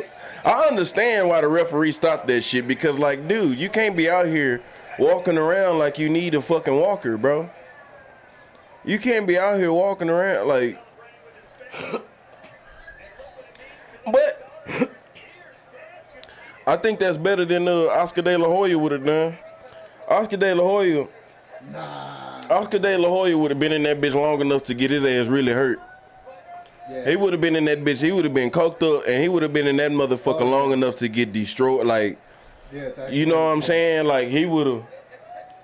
I love De La Hoya, and I don't want to see that. I don't like that motherfucker. He trash. I think he was a good fighter. I just think all the other shit. Yeah, nah, he not a trash fighter. He, like him, Oscar De La Hoya. Yeah. He not a trash fighter. I do think. I think what happens is. I do think really the era. The liquor. I do think the era he was in could have been a little bit more tougher. Like, I think he got a lot. I think if in a way. If Mayweather would have fought him at a younger age, it would have been a lot better. Like, I can't. I mean, I'm respectfully disagree. Because I saw when he beat the shit out of that one dude that was talking about his wife, and that other dude was the champ. I forgot what his name was. Oscar De La Hoya is like the maximum version of fighting like this. He had them. He like the maximum version of fighting like this. He had them body shots, man. He knew what to do with them hoes, but bro, like his footwork could be figured out. His footwork was very stiff, bro. In my opinion, his hips was stiff, bro. Like his back was stiff. Like he He could have got figured out like. I mean, yeah, he got Floyd in his weight class, but you talk about like a nigga like who really be head hunting, like if a Roy, man, bro, like man, that nigga would get his ass knocked the fuck. I just wasn't a fan, bro. I just wasn't a fan. He don't look pretty, bro. I liked his body shot because I feel like that's what won him his fights. Yeah, he was technical. He was technical enough. He knew how to play the sport and shit like that. But he wasn't no savant like that to me. Like I think he's a savant in the same way like a bunch of old basketball players was cold when they playing a bunch of little white dudes. You know what I'm saying? Like same thing like UFC. Like I said, a bunch of niggas was so evened out. So like it was just. Somebody who was slightly better, who had a real game plan, was gonna win eventually. He was in that small weight, that weird ass weight class. Yeah, man, boxing, bro, got way too many weight classes for sure back then. They'll fight at a half a pound, nigga. He would have been coked up. Bro, like y'all really did all that to do this though. Y'all, this was the main event, Miguel. Migo, this was the main event. Triller, strike 3, you're out of there, buddy. Strike 3, you're out of there. Donald Trump was in between. He didn't even really commentate. He was in I ain't hear that motherfucking fat ass motherfucker one time. They just brought him out in that in between time. I ain't hear that bitch one time, bro. That was the highlight of the show for me, man. They was talking like they was gonna be the actual commentator. Man, bro. I mean, they only fought for 17 seconds, Miguel. Shit. With no time to say shit, but damn, like, goddamn, like, y'all did all that shit for this, bro. They only showed Donald Trump and his son in that little intro. That's it. They never came back on that shit. I didn't hear no commentators. I heard one nigga. I ain't hear no back and forth going on, bro. It wasn't no time. It was two dudes that was like, when he's doing this, he's doing that. Man, bro, you got to get a refund for that. Hell yeah. You got to get a refund for that. You got to get a refund for that, bro. Come on, man. 50 with your thick ass. Look at this nigga, big thick face ass boy, thick neck ass motherfucker. Bro, y'all did all that for this. Holyfield, I was informed Holyfield stepped in for De La Hoya. I didn't know that. I was like, why the fuck is this nigga fighting? He missed his chance with the Tyson fight, but now we know that he would. Lord, now we know that this nigga would have gotten hurt. He would have got hurt. Tyson would have threw them all at you, but your feet, like Holyfield just said, I wasn't hurt.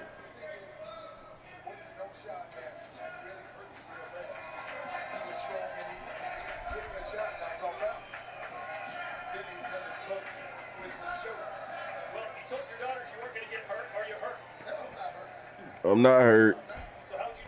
He threw me off balance. He bucked me with his shoulder.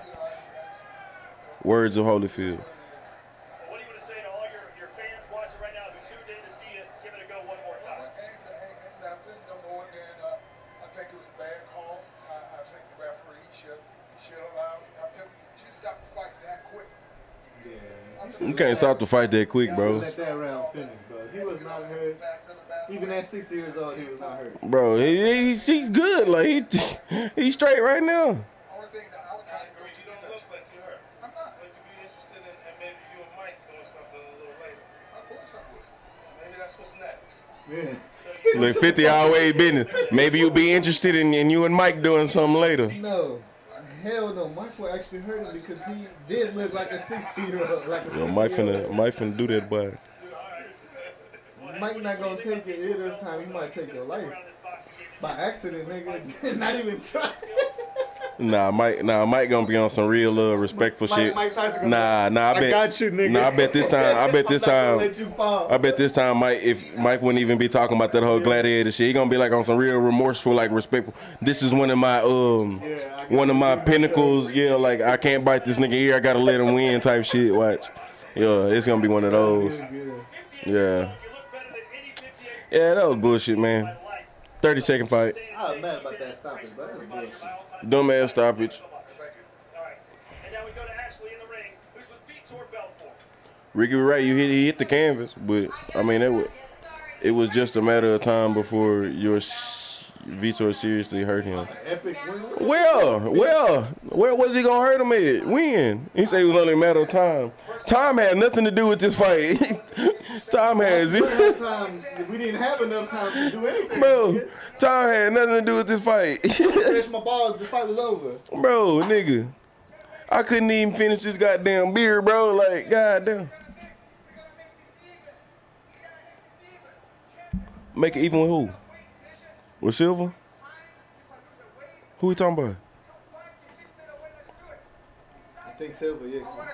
He can't be talking about Anderson Silva. Yeah, I think so. We know that a lot of people make money today. I want to see that shit for Anderson sure. Silva was making fun of him Holyfield need to bring because Coffin with him. He almost didn't make weight. Silva, oh, okay. So Anderson Silva was like, nigga, you can't even make weight. $25 million. The winner take all. Of course he can't make weight, bro. Look at this swole ass nigga, bro. He ain't even supposed to be fighting that nigga. I'm gonna teach you a lesson. You can be my kid. You're gonna meet Daddy over here. You can be my kid. Oh, you talking about Jake Paul? Okay. Oh, okay.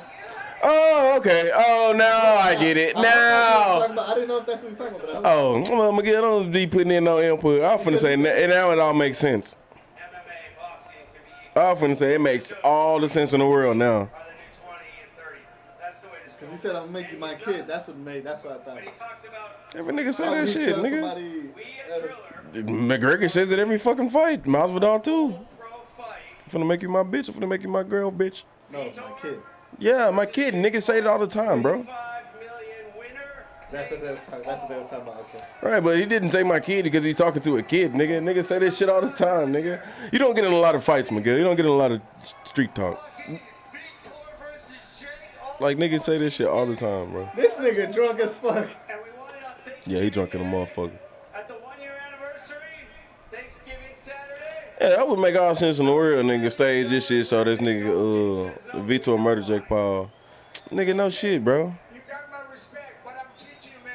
I'm gonna put you in my lap. Vitor can take as many punches, and that nigga is not finna, he's not finna be coerced into taking it easy for no amount of money. Nah, this nigga gonna get his old ass beat. Who? Bellator by Jake Paul.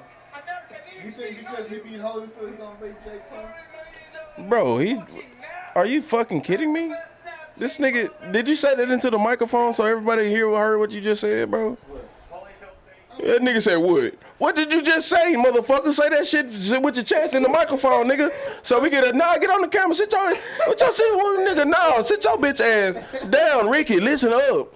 What it say is take the hot take, boom. What's it? Clues bomb. Say that shit again. I don't think Jake Paul would beat. Nah, say it how you just said it, nigga. I don't know how to say it. Jake Paul, he would beat Jake Paul.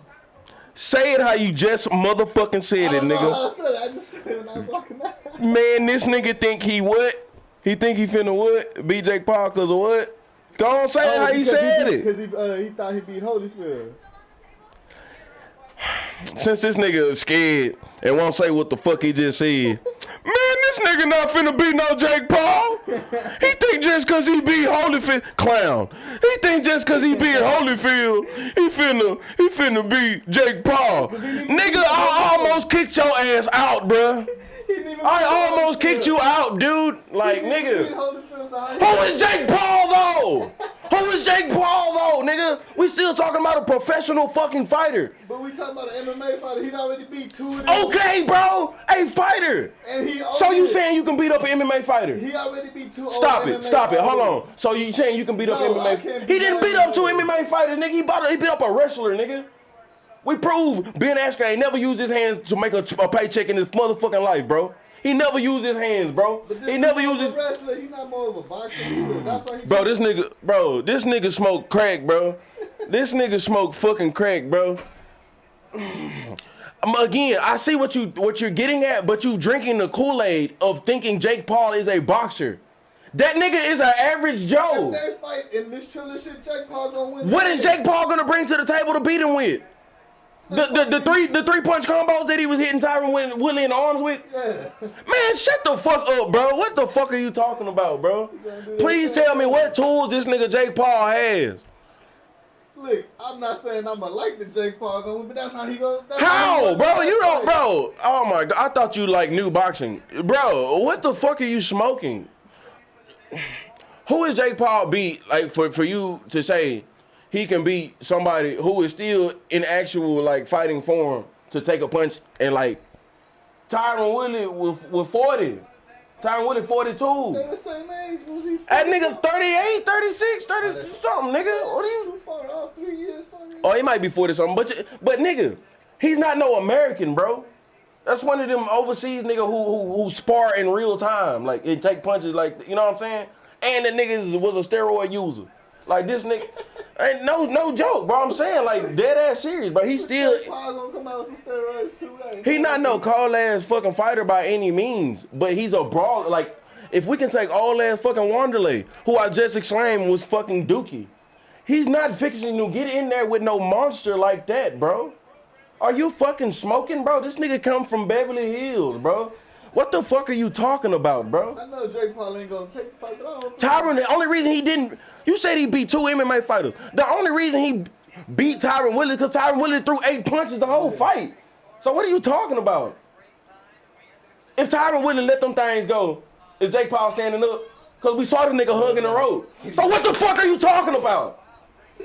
So what are you talking about, bro? This nigga be talking out of his ass hole, nigga. That's not how the fucking shit works.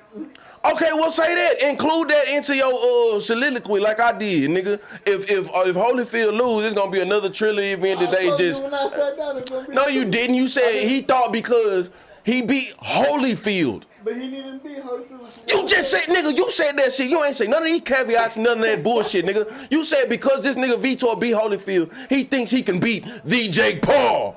Man, what is you smoking, bro? Like, but you said it like, but you kind of said it like, because, man, he, just like this, he beat Holyfield, so now he think he can beat Jake Paul. I think I can beat Jake Paul if I was 6 foot tall, nigga. If we was in the same weight class, bro, throw them hoes, bro. Throw them hoes, my nigga. You not finna dog me by any means, bro. That nigga average Joe, like that nigga one step up from an average Joe. Just because he been training for 2.5 years. That's the only thing, bro. If I train for 2.5 years and fight nobody, we still in the same, because in my training, I'm going to spar some niggas that's real. They're real boxers, you know what I'm saying? I don't even know who this nigga been sparring with that's a real boxer. That nigga be with Masvidal and shit, bro. Please tell me what this nigga's going to bring to the war. This nigga be smoking, man. I don't know what the fuck this nigga talking about. I had to check this nigga right quick, man. I don't know what the fuck this nigga talking about. Hey, it gave nigga plenty of time to explain to me. Clown. Dude is clowning for sure. Dude, Jake Paul loses 10 out of 10. Bro, 10 out of 10 times, bro. Out of 10, bro. He don't, what, like, only reason he won the Tyron Woodley fight is because Tyron Woodley threw 8 punches. But you just said he beat 2 MMA fighters. Did you think Nate Paul was an MMA fighter? Nate Robinson? Oh man, I was thinking about the other. No, Tyron Woodley, Nate Robinson, the other dude was a YouTuber. What are you smoking? He beat the other dude was a YouTuber. He beat a YouTuber. He beat Nate Robinson. He beat motherfucking Ben Askren. He beat Tyron Woodley. Yeah, Ben Askren, he was a wrestler, right? MMA fighter. MMA fighter. But I proved to you that he's never a day in his life used his fist to make a single fucking paycheck. Yeah. That's why he lost to Masvidal. This dude's just a brawler, so I feel Jake Paul got a little bit better boxing skills, so he just gonna move and just jab the shit out this thing like he did to the other dudes. And what I'm trying to explain to you is that Vitor Belfort is not going to be talked into taking it easy on this young man for a paycheck like Tyron Woodley did. Because Tyron Woodley gonna be swinging for the fences while Jake Paul just do his little. And that motherfucker can swing for the fences and leave himself completely vulnerable to everything Jake is throwing and still knock that nigga Jake clean out, bro. I don't think he'll knock him out. Nothing Jake can hit him with is gonna have any real power, bro. No, but he's just gonna jab and win the fight that way. You're not gonna win the fight with a nigga that's swinging for the fences, bro. If Tyron Woodley had swung for the fences the whole fight, bro, the fight wouldn't have lasted. I'm telling you, bro. The few times Tyron actually threw them hoes and touched that boy, his life looked like he was in danger. Like it looked like his life was fleeting, bro. Yeah, when he had that. Right or wrong? Right or wrong? When he had that nigga hanging off the rope, that was 2. And I said, bro. And he threw 8 punches. 2 out of 8 is 1 for 4, 25%. If that motherfucker let 100 punches go like Jake Paul did, Jake Paul would be in the hospital. Like, bro. But he gotta catch Jake Paul with them 100. He don't, bro. The art of catching a nigga, what you're talking about, what you think you're talking about, consists of staying out of the way of his punches. That's why I'm not just trying to get through to him because his block is so good. I'm trying to get through to him and protect my head. I'm telling you, Vitor Belfort has taken enough punches from real niggas where he doesn't have to worry about that. If I'm fighting a nigga who's smaller than me, bro, I'm not gonna worry about that nigga punches. I'm finna punch through that nigga and bop, bop. I can box rent free, risk free, nigga. You know what I'm saying? Vitor's gonna be risk free. Look at your dumb ass. This nigga got a white tee on. He gonna drop the shit. See, instant karma, bro. Instant karma when you don't know what you're talking about. This nigga here, bro. I'm telling you, how are you? Like, you have to. You don't like. Power doesn't just come from being strong or big. Power comes from setting down on your punches and knowing where to set down on them punches and throwing that bitch unadulterated, meaning nobody, no John Jones oblique kicked you when you stepped in through that bitch. The nigga didn't dodge a little bit because your timing was off. Power comes from precise timing and motherfucking stepping right. You know what I'm saying? Just straight up timing, bro. Jake Paul has none of that shit, bro. Just because he look a little bit swole, bro, don't mean shit. And he quick than a motherfucker, which leads me to believe that that's probably your forte, not the power thing. It's probably the speed. How many motherfuckers got speed and power? Mike Tyson. I feel like he'll be able to avoid Vitor's haymakers long enough to just... Based off what, nigga? Just how he survived all these other fights. That's what he does. Just Who threw anything at him? Nobody really does. Okay. Jake Paul would be able to avoid Vitor's strikes. Based off of Nate Robinson coming at him like this, nigga, you could avoid that. Okay. Oh my God, he's such a fucking savant. Okay, let's move on. Ben Askren, who punching like an orangutan, like this. What are the V's? You can dodge that. Okay, now you're expert level 2. Okay, oh my God. But now that's how he just fucking won this fight. Bellator beat Holyfield just by going in there and doing this. He knocked him down. No, he didn't, bro. He didn't even throw that many. He threw. Because what's the name was just sitting there getting hit, but they were on block for like a good 5 minutes. I wouldn't put that on Vitor. He was throwing regular ass punches. Nothing to like. I can't say anything about Vitor. My experience in Vitor comes from me watching him fight from fucking in the squared ring all the way to UFC. How long ago was that, bro?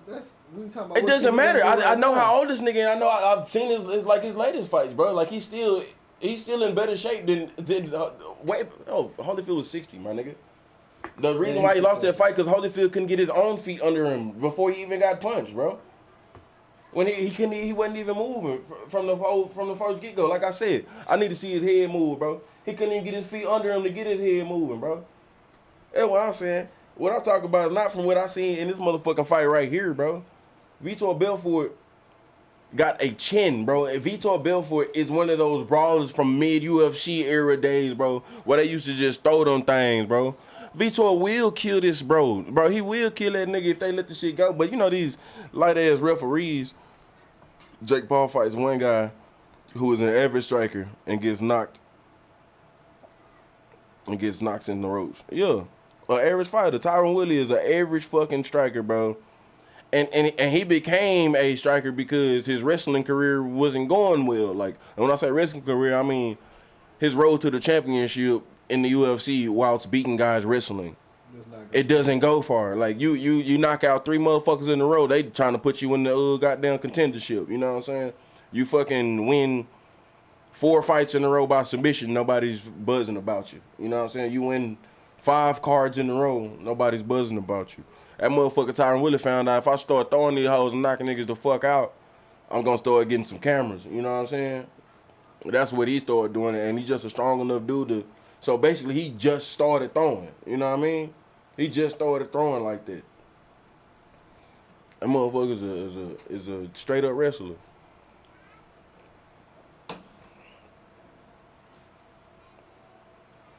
Vitor was a professional boxer and transitioned to MMA. Yeah, a bunch of them was, bro. That shit don't count, Ricky. That shit do not.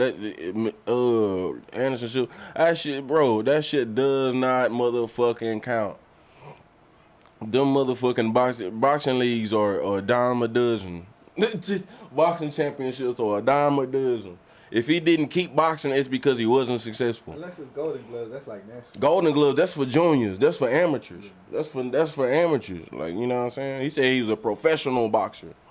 Anderson Silva and Vitor Belfort destroyed Jake Paul. Of course they do. Anderson Silva gonna pick that boy apart. Vitor Belfort is gonna do what I'm trying to explain to this young man right here. He's gonna be able to throw punches at this kid without risk. Because this kid doesn't know how to fucking fight under attack. You remember what happened when the second time Wilder fought Fury and he had to fight Fury on his heels and he had to. That shit matters, bro. It seems real simple, like very simple little change. You know, I'm just gonna throw a couple more punches if I'm Tyson Fury. Now this dude's mindset. It's like baseball, bro. When you're pitching and there's nobody on base, or when you're hitting and there's nobody on base. That's regular old smooth baseball. The moment anybody gets on base, the game fucking changes, bro. Like, it's so much more pressure on the mound. Don't let that nigga get in scoring position. Don't let him get to second or third base. Like, it's so much more risk on your mind. You know what I'm saying? Because you can't invoke, like I just told you, you can't invoke your game plan the way you want to if somebody's constantly. That's another thing, like, bro, that applies to any motherfucking sport. Well, the main thing that made me good at Fortnite is when I stopped being scared. When I seen somebody in the house, let me stop checking all my guns and making sure I'm good before I walk over there to that nigga. By that time, he done spotted me or heard me. You know what I'm saying? You know what I started doing? I started pressuring niggas. As soon as I seen them, bop, bop, bop, bop, bop. Guess what? Niggas be, let me check my guns. Let me, you know what I'm saying? Like, you start pressuring niggas, they start fumbling up. And same thing, quarterback in the pocket. Put some. What happened to Patrick Mahomes, nigga? That pressure, my nigga. He had to throw that ball on his heels. And now while we've seen him make everything single throw under the moon, under the sun, that pressure makes diamonds, nigga, or bust pipes. And that motherfucking pipe busted because he was too young, my nigga.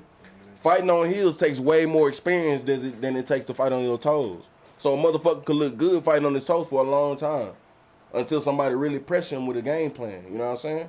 That shit, that's combat, bro. That's tactical. That's tactical motherfucking fundamentals, bro.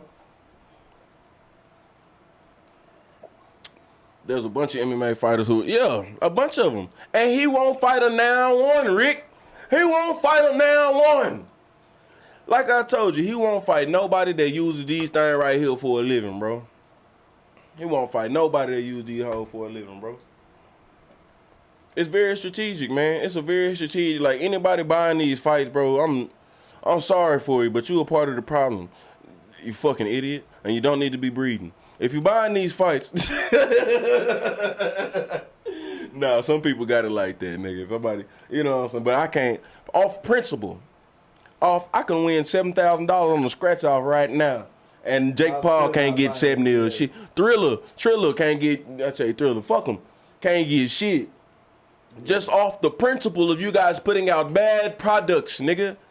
Over and over again. I'm nobody's fool. I'm nobody's fool now. I'm not paying for no shitty ass boxing ring and no shitty ass. You know, not even just the fact that I'm not giving you my money for it. I'm not condoning it so that it can continue. You see what I'm saying? That's why I be telling you, hold motherfuckers accountable, bro, so that you stop getting this terrible fucking product. If your favorite rapper album was okay, judge it for being okay. Like, that's what's killing me, bro. Lil Wayne done dropped fucking billions of garbage ass songs, bro. Like, don't get me wrong, he got a GOAT conversation, bro. Nigga is one of the. You can say that nigga the GOAT, but the lack of effort that he puts in a bunch of songs is contributed by motherfuckers just saying all that shit fire. Man, that shit fire. They have a bunch of yes men. You bunch of yes men, bro. That shit fire. That shit fire. Bro, if you held this nigga accountable, the nigga might motherfucking drop some shit that's actually fire every time. Held that nigga accountable for them fucking dreads. Somebody should have been held that boy accountable for them goddamn bleached ass spider dreads. I'm just glad that nobody actually died. Except for Tito. Yeah, I'm gonna have to run that Tito and see what he did, bro. I already knew he finna get his ass whooped, bro. I'm just glad Anderson Silva making this motherfucking yo, hook me up. You got another thing wrong? Yeah. I'm glad Anderson Silva making this motherfucking bout in boxing, man. This is way too long in the making, bro. He should have, like I said, there's a bunch of MMA fighters who just need to be boxers. Just go for it. That's where the money is. Like, why do you niggas love MMA? Like, I love MMA. I understand, like, but I think in a different time, it's easier to get into MMA. That's why dudes did it. It's just way easier to get into MMA and get to some spotlight. Because at one point in time, that shit was a hell of a lot rare. Wasn't nobody just lining up to be in an MMA gym. It was all boxing gyms. And that shit hard as fuck to even, to even qualify to get into Golden Glove, all that shit, Olympics or anything like that shit. That shit was way harder because boxing was the main thing. And that was the money. It's like motherfucking, you can be a professional softball player. Don't nobody fucking pay for softball, and there's very, very short range of success there. But try to be a baseball player. Everybody know where that money is, so everybody's gonna be fucking pushing you to do that shit. Now that we've exposed the fact that it's probably not gonna change the pay gap between MMA and boxing, and we've exposed that people will buy any motherfucking fight that's interesting, everybody that sticks in the UFC, you better either be very committed to being well-rounded, not just stand-up, or you're fucking stupid. Masvidal, Adesanya, Adesanya already proved he could box, but both of those guys have only proved to me that you can do MMA with these. Like, you know what I'm saying? Adesanya's a kickboxer, he'll use the legs, but Adesanya, over John Jones or anybody, that nigga use these hands. Like, he only when he don't know what to do, when he's still figuring you out, he'll use them legs and them kicks and shit. But once he starts honing in on you, it's straight up right lefts, nigga, coming at your ass. Hook, hook, hook, hook, hook. These manos. He placing them hoes. That motherfucker's the most accurate striker I've ever seen in my motherfucking life, bro. When he throw that bitch, your jaw finna get hit. Oh, so you two lost. Yeah, of course they fucking lost, nigga. But I think even then, if you haven't been able to prove up to this point that you can be just as effective on the ground, or at least just as effective avoiding the ground, which Adesanya was dumb for going up to fighting Blachowicz in the light heavyweight, because nigga, sit at the fucking light heavyweight or at the middleweight division long enough to lap these niggas, and it ain't like you trying to be John Jones already, goddamn. He shouldn't have ever did that shit. There's a bunch of guys who haven't proved to me that because not that they have anything to prove to me, but they haven't proved that they can just do MMA. They're just good at striking. Might as well go to boxing and fucking abuse some young boxers if you really that cold. You know what I'm saying? Like, and make some real bucks. You already got the platform in MMA. Go ahead and do it. Like, fuck it. All right, man. Once I finish my goddamn... Once I see this motherfucking suburban white kid making $800,000 for a fight, all right, Dana, I'm gone. I'll fuck with you later. I'm finna go sign with somebody, but I'm finna I'm straight up boxer from now on, bro. I'd rather see Masvidal just straight up box, bro. That shit'll be calling the motherfucker. That shit'll be calling the bitch, bro. That shit'll bring a lot of. Cause you talking about an untapped market right now. Ain't nobody really going hard and that nigga Jake Paul is going the hardest in boxing. How is that possible? How is that possible, man? And Max Kellerman buying into that shit. Man, Max, that's why Stephen A kicked your ass off the show. That's why Stephen A kicked your ass off the show right there. You being a little bit too exotic with these goddamn opinions, motherfucker. That shit was entertaining at one point. Now you getting a little bit too exotic with this shit, man. I'm not down with this shit, man. Oh, well, anybody about that fight, you got ripped off, I'm sorry for you.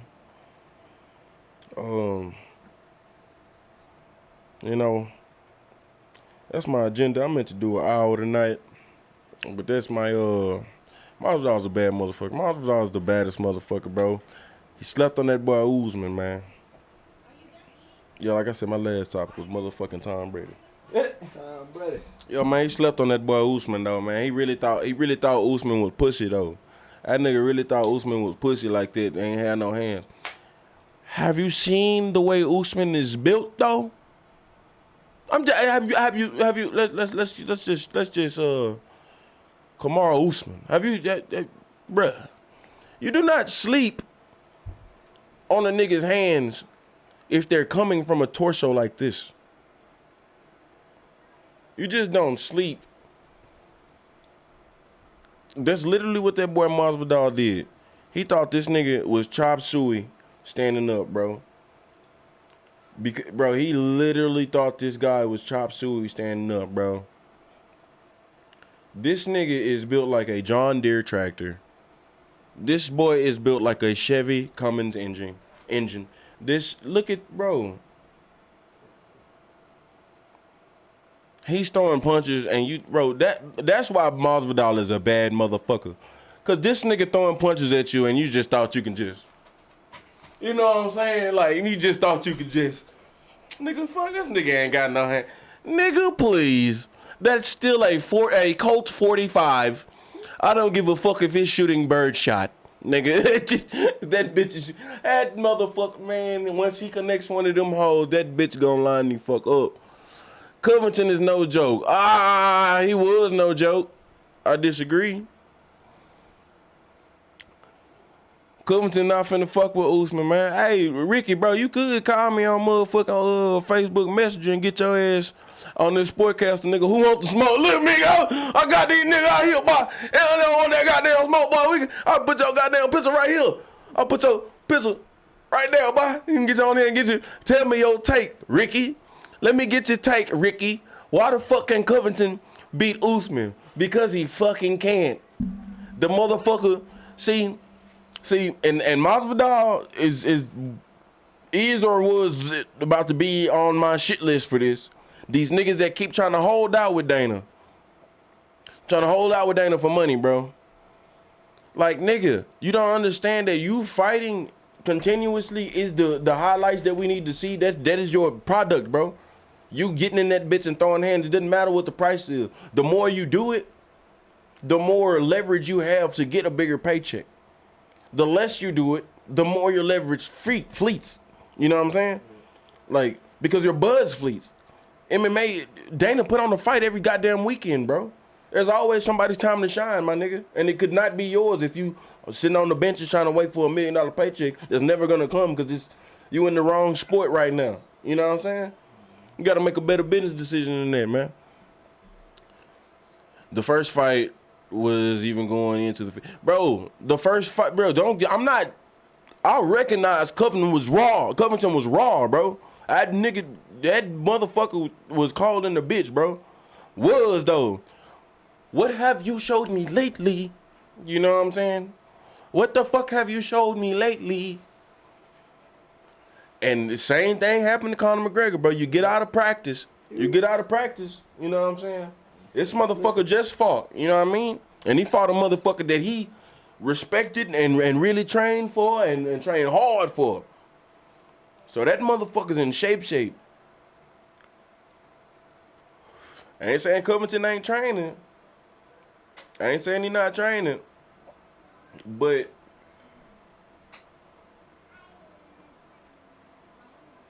everybody could be the coldest quarterback in their backyard.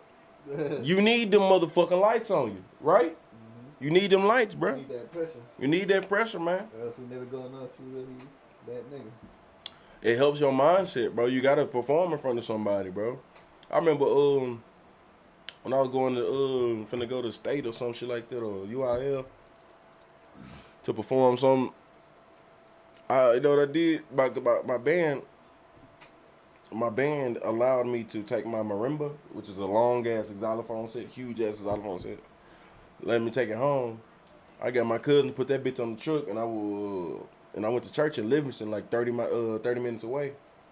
Took that bitch to church and performed my piece in front of the church, nigga. Like, just to get you ready. just to get some jitters in me. Just to be able to play that shit with some jitters, you know what I'm saying? Because I played it in front of the band, and it's like I'm so comfortable with everybody here, but I've never played in front of my church, and they never seen me do this extra band instruments that I be doing. So it was a whole, you know, I can't fuck this. I gotta really present it, you know what I mean? And that nigga worked like a charm, nigga. I'm talking about not a bead of sweat coming off me, nigga.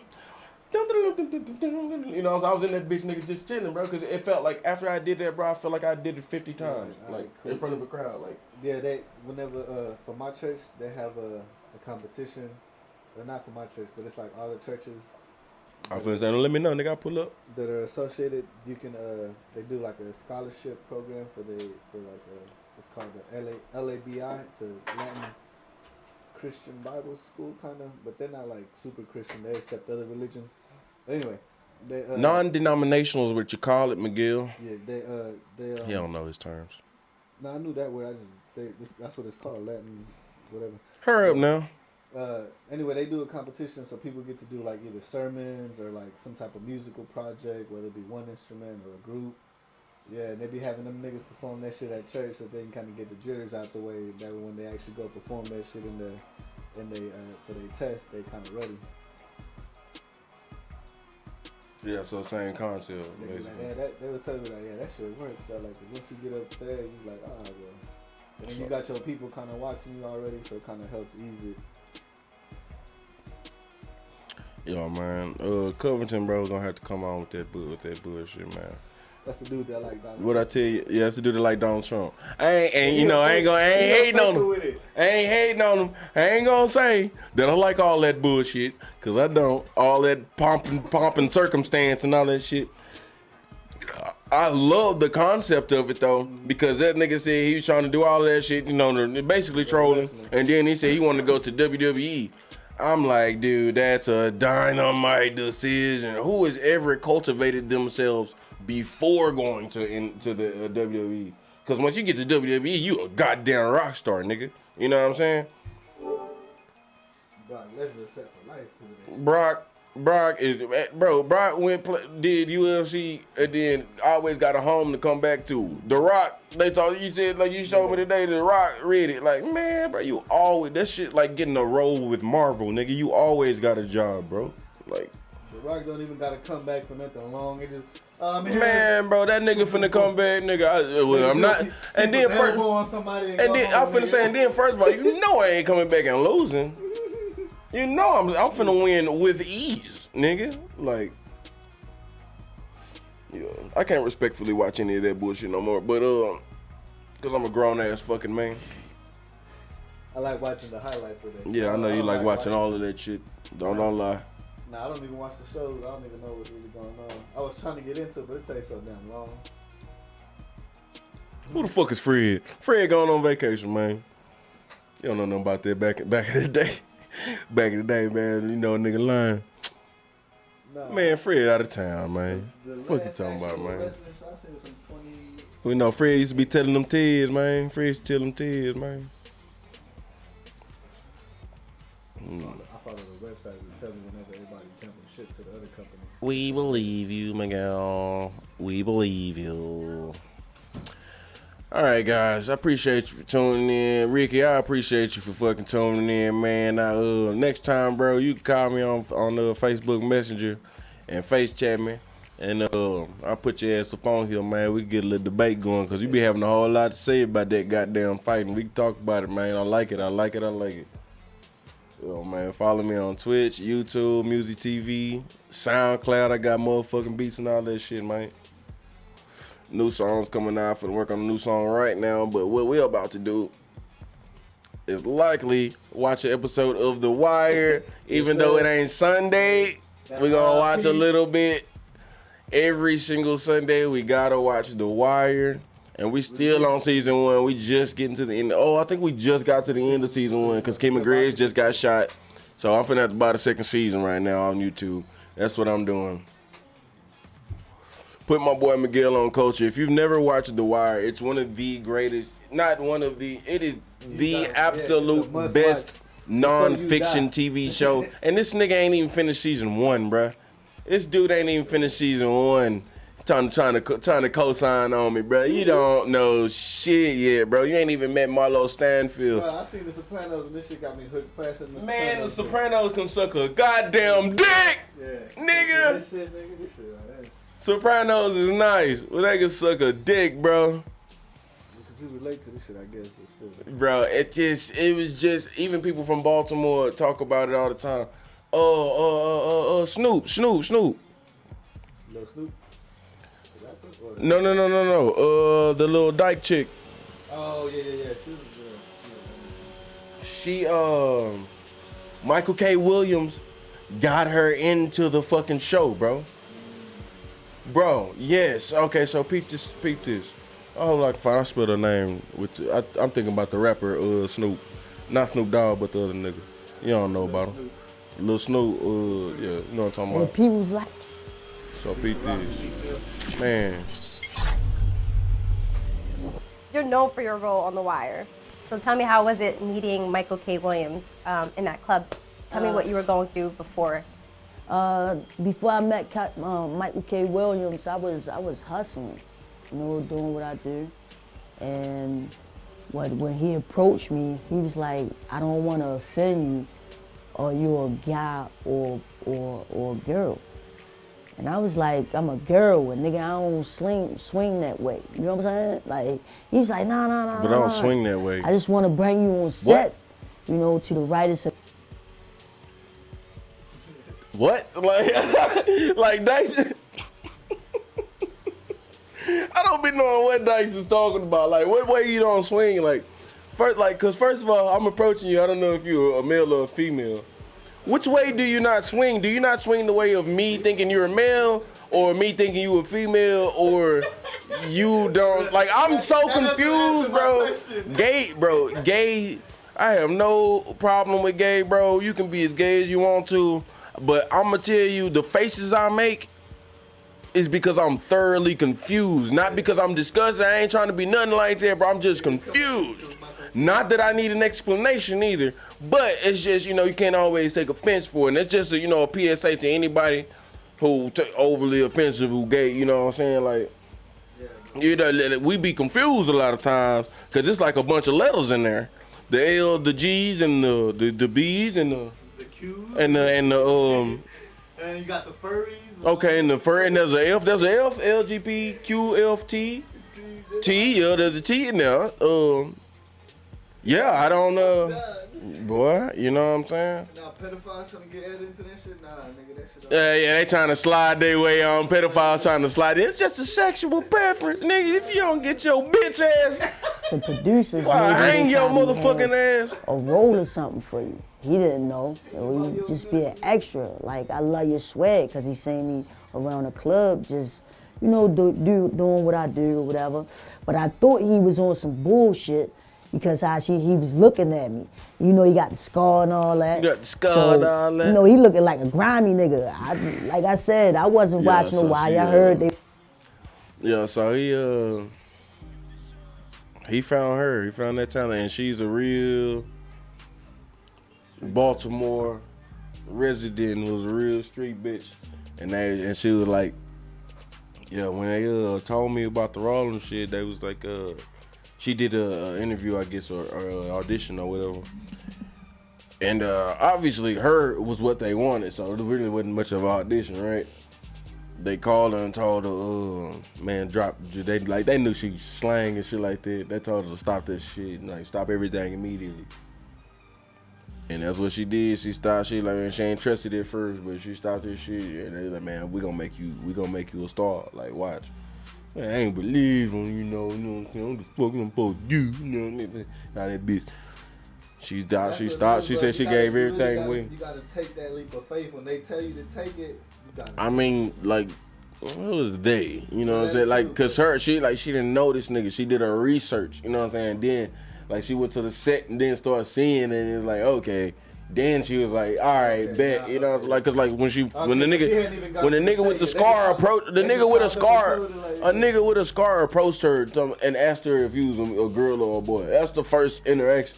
No, she's not giving up everything for that. No, you know what I'm saying? So he got her to go to the spot the first time. Then she did a little meet and greeting and a little, you know what I'm saying? I'm sure a reading at some point.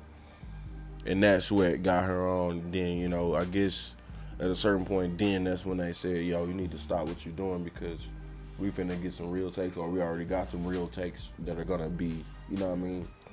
You're gonna be a star, right? Yeah, because we've wasted this money. We gotta use you, or boom, boom, boom. It's gonna be real. It's real. Just like she seen it. Like you go to these sets. Puffy did that shit to Biggie. He's like, bro, you gotta leave that shit alone. You gotta go. You know what? You know what? Fucking motherfucking 21 Savage talking about. 21 Savage talking about. See, like, man, it seemed like back in y'all day, it was like rappers were like bitch ass niggas, and like in my day. Niggas like really about that shit. And I'm like, see, this was the dangerous part right here. This was the dangerous part when the fuckery becomes the norm. And then like, but in his context, and what he's saying, you know what I'm saying? In bad words, he's not wrong. It's just said in bad wrong. It's not words. He's not wrong. Like, cause Jeezy, one of the realest niggas, he been in.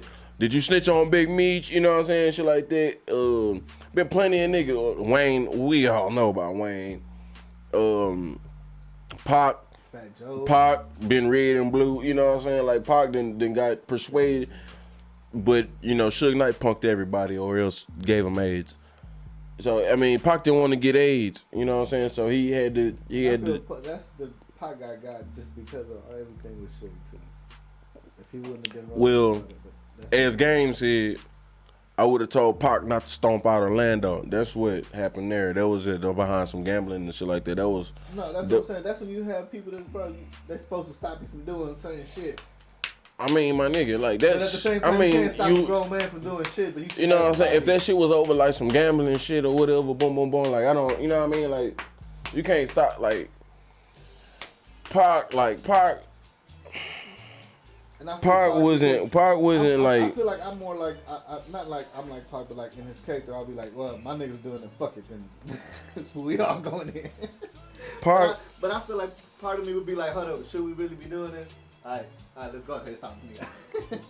Pac was like, man, bro. I really don't. I keep saying, I keep restoring this sentence because it ain't coming out my mouth. Pac was like 6'9". Like, not directly, of course, but like the idea of, cause you would see that nigga, you know what I'm saying, in different colors or whatever with different set or not. I won't say different sets, but like different, different affiliations though until he met Suge, Suge Blood, you know what I mean, boom, boom, boom, whatever. Not say this nigga was like die hard Cripper or anything, but he was definitely caught with a couple of rival affiliations being cool. I mean, obviously Snoop Dogg. I mean, you know what I'm saying? Obviously Snoop, right? But that's because Pac was the hottest talent around.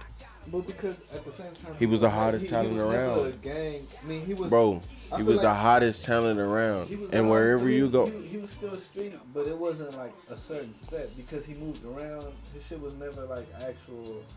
Had anything to do with nigga, to this day, you cannot walk around with urban attire on because that means you're in the game and have a Major League Baseball cap on in California. Oh, yeah. You mean to tell me Pac just tied a blue rag around his head and it was just for fat? No, nigga. It don't work that way, cuz. He was in Baltimore. He was in L.A. until he got with Slick. That's when he moved to L.A., right? Bro, that nigga moved to L.A.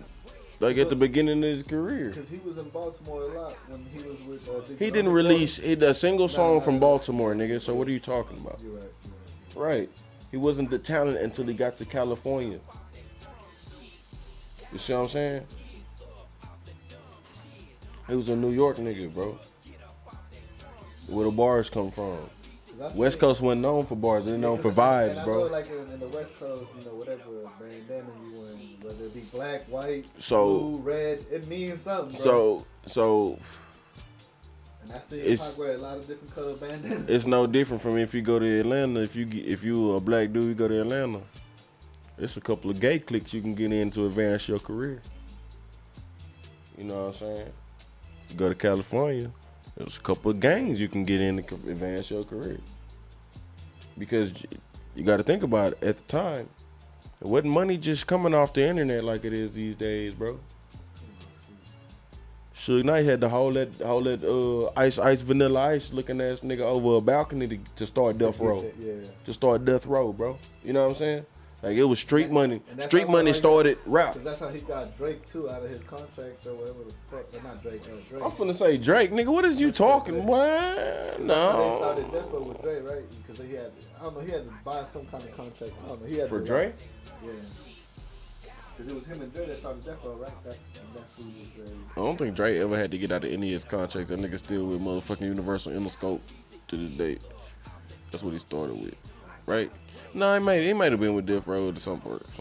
He might be right about that. I mean, I know you're not talking about some shit you on, you know, like you heard it was just, you heard it was something like that. But it might, early on, there might have been something. But Drake been set for a long ass time. It wasn't really just Drake like that. Because I remember when he had the purple doctor suit on. When you're the one, yeah, see that was he was kids. I don't think he had a real deal then. He didn't really have. He was just a DJ. He ain't had no deal then. But nah, yeah. When you used to be a she, man. That nigga Easy got on the nigga ass about that shit. But I know that's When you how- used to be a she thing. That's how Suge got the money to start Death Row. Yo, that Vanilla Ice shit. I mean, shit. The government was just gonna take that shit anyways. Once all the shit got settled. So go on, come off that shit right now, nigga. So that's what that was right there. But I feel like Pac respected the game, not like 6ix9ine. Well, hear me out, brother. Hear me out now. It's the fact that he was the talent around there. He didn't. Not that. He never really actually had to do the street shit. He didn't.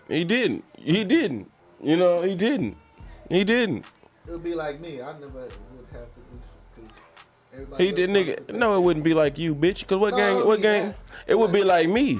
Cause I have been a local 52 Hoover since, you know what I'm saying, since a child, like since I'm 12, saying, my like, I was nigga. never in So gang. like when I go, I'm not Shit. gonna. I'm saying me, not you, because when I get up, nigga, every crib nigga I meet, I'm gonna come in contact, bro. Like if a nigga wanna lock up, I'm gonna lock up the nigga, and I'm not gonna be preaching gang shit in my rap or nothing like that. I'm not gonna be using it as any type of tool to move myself forward. That's just who I've been for a long time, bro. Like when I see a nigga whose characteristics match what I see, you know what I'm saying, what I know.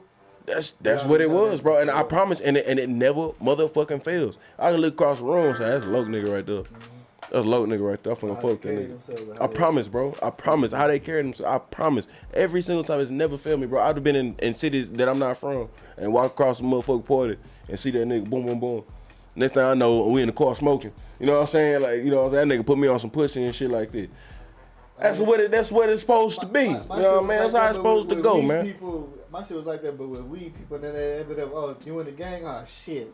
What gang you in? But see, the point of gangs was structure and obligation. Right, yeah. Structure and obligation. Meaning, if you see me in trouble, you have an obligation. Like, meaning, even later on, if I find out, man, you was there when I got Ron, you boom, boom, boom. Do nothing? Yeah. Did you know I was, you know what I'm saying? You know I was. You know what I mean? Boom, boom, boom. Like, you still in violation. You know what I mean? Shit like this, obligations that come with it. You supposed to put me on the money, bro. You ain't never supposed to put me in harm's way. Never. That type of shit. Another weed smoker. That's what. Hold on. Another weed smoker. That's what fucked up small towns like my town.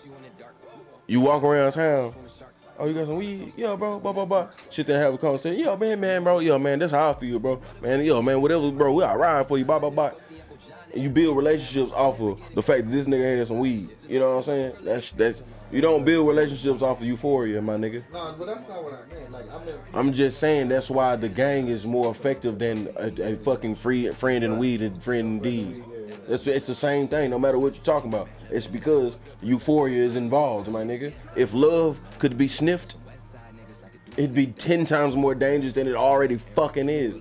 And you can damn near sniff it. Imagine if you could physically sniff love, bro. Or lust, which is, you know, hand in hand, you know what I mean? What we confuse each other for on a daily basis. Imagine if you could sniff that shit, boy. Like, come on, man. Viagra don't give you the feelings of love, you know, don't give you them hormones, it just give you the blood, you know what I mean? Like, imagine if you could take a little potion for real, like, that shit would be different. That's what drugs is, you know what I'm saying? So, whatever just like whatever music you like, it's because the most euphoric, the most dopamines you had is when you were a child. And when you get the most reward receptors when you was a child. So the things you did when you was a child still resonates to you today. And they resonate more soundly because, like I said, we don't never remember things vividly. We just remember how we felt about it. You can just left the movie a fucking hour ago. What the movie was about? I don't fucking know. Was it good? Oh man, that hoe was good. You just remember how you felt about it. You don't remember the details. Again, that's why Trump won. He never gave you too many details, just gave you something to feel. Something to feel. That's it. You know what I'm saying? That's how humans work, bro. Just a little bit of feeling.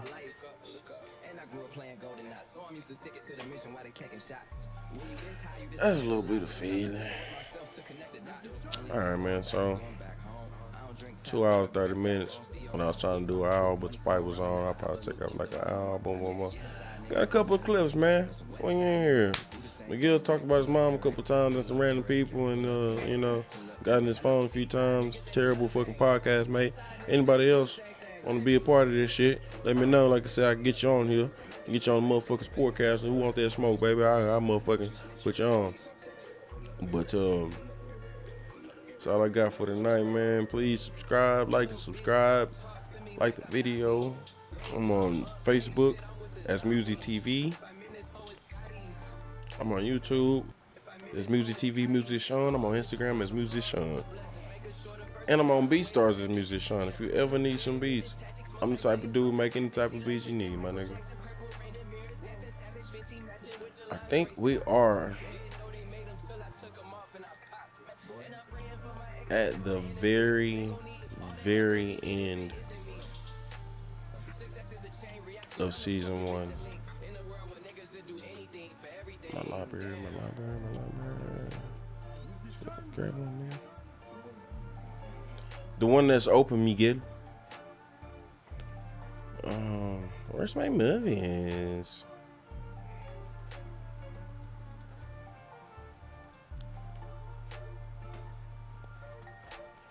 Okay, we're on the very last fucking episode. R.I.P. Michael K. Williams, man. Damn, bro. Another thing I wanted to say, Michael K. Williams would have been a great old man actor. I never got back to that damn point. Yeah, I gotta tell Migo that shit. Michael K. Williams would have been like Morgan Freeman. Morgan Freeman's like fucking. How the fuck? Alexa, how old is Morgan Freeman? 84 years old. 84 years old. I'm 29.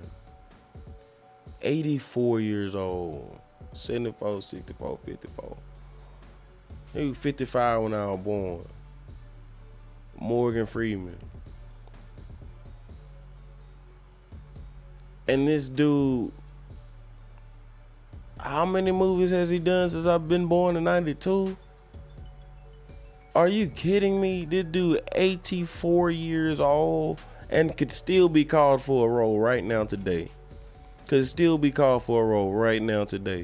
Morgan Freeman is 84 years old, bro. Damn. the point I was gonna get to earlier, when I was saying, when people die, bro, the main thing that hurts me the most, like when people that I love die, is the potential of what they could have done in their future. You know what I'm saying? What they were on the brink of, and everything that they didn't even know they were capable of. Yeah, you were telling me that shit. My nigga, like Michael K. Williams, bro, was gonna be the next Morgan Freeman, the next old, you know what I'm saying, the next old super great actor. Like, you know what I'm saying, we still waiting on that from Denzel. Like I ain't seen too many of his shit, but I know like from You've seen Omar and like, and you know what people, how people regard him. You know what I'm saying?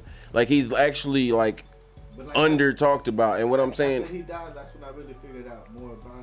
Yeah, you like all the shit he did behind the you'll see, or fuck the behind the scene. I'm talking about just this nigga as an actor, bro. That's all I'm talking about.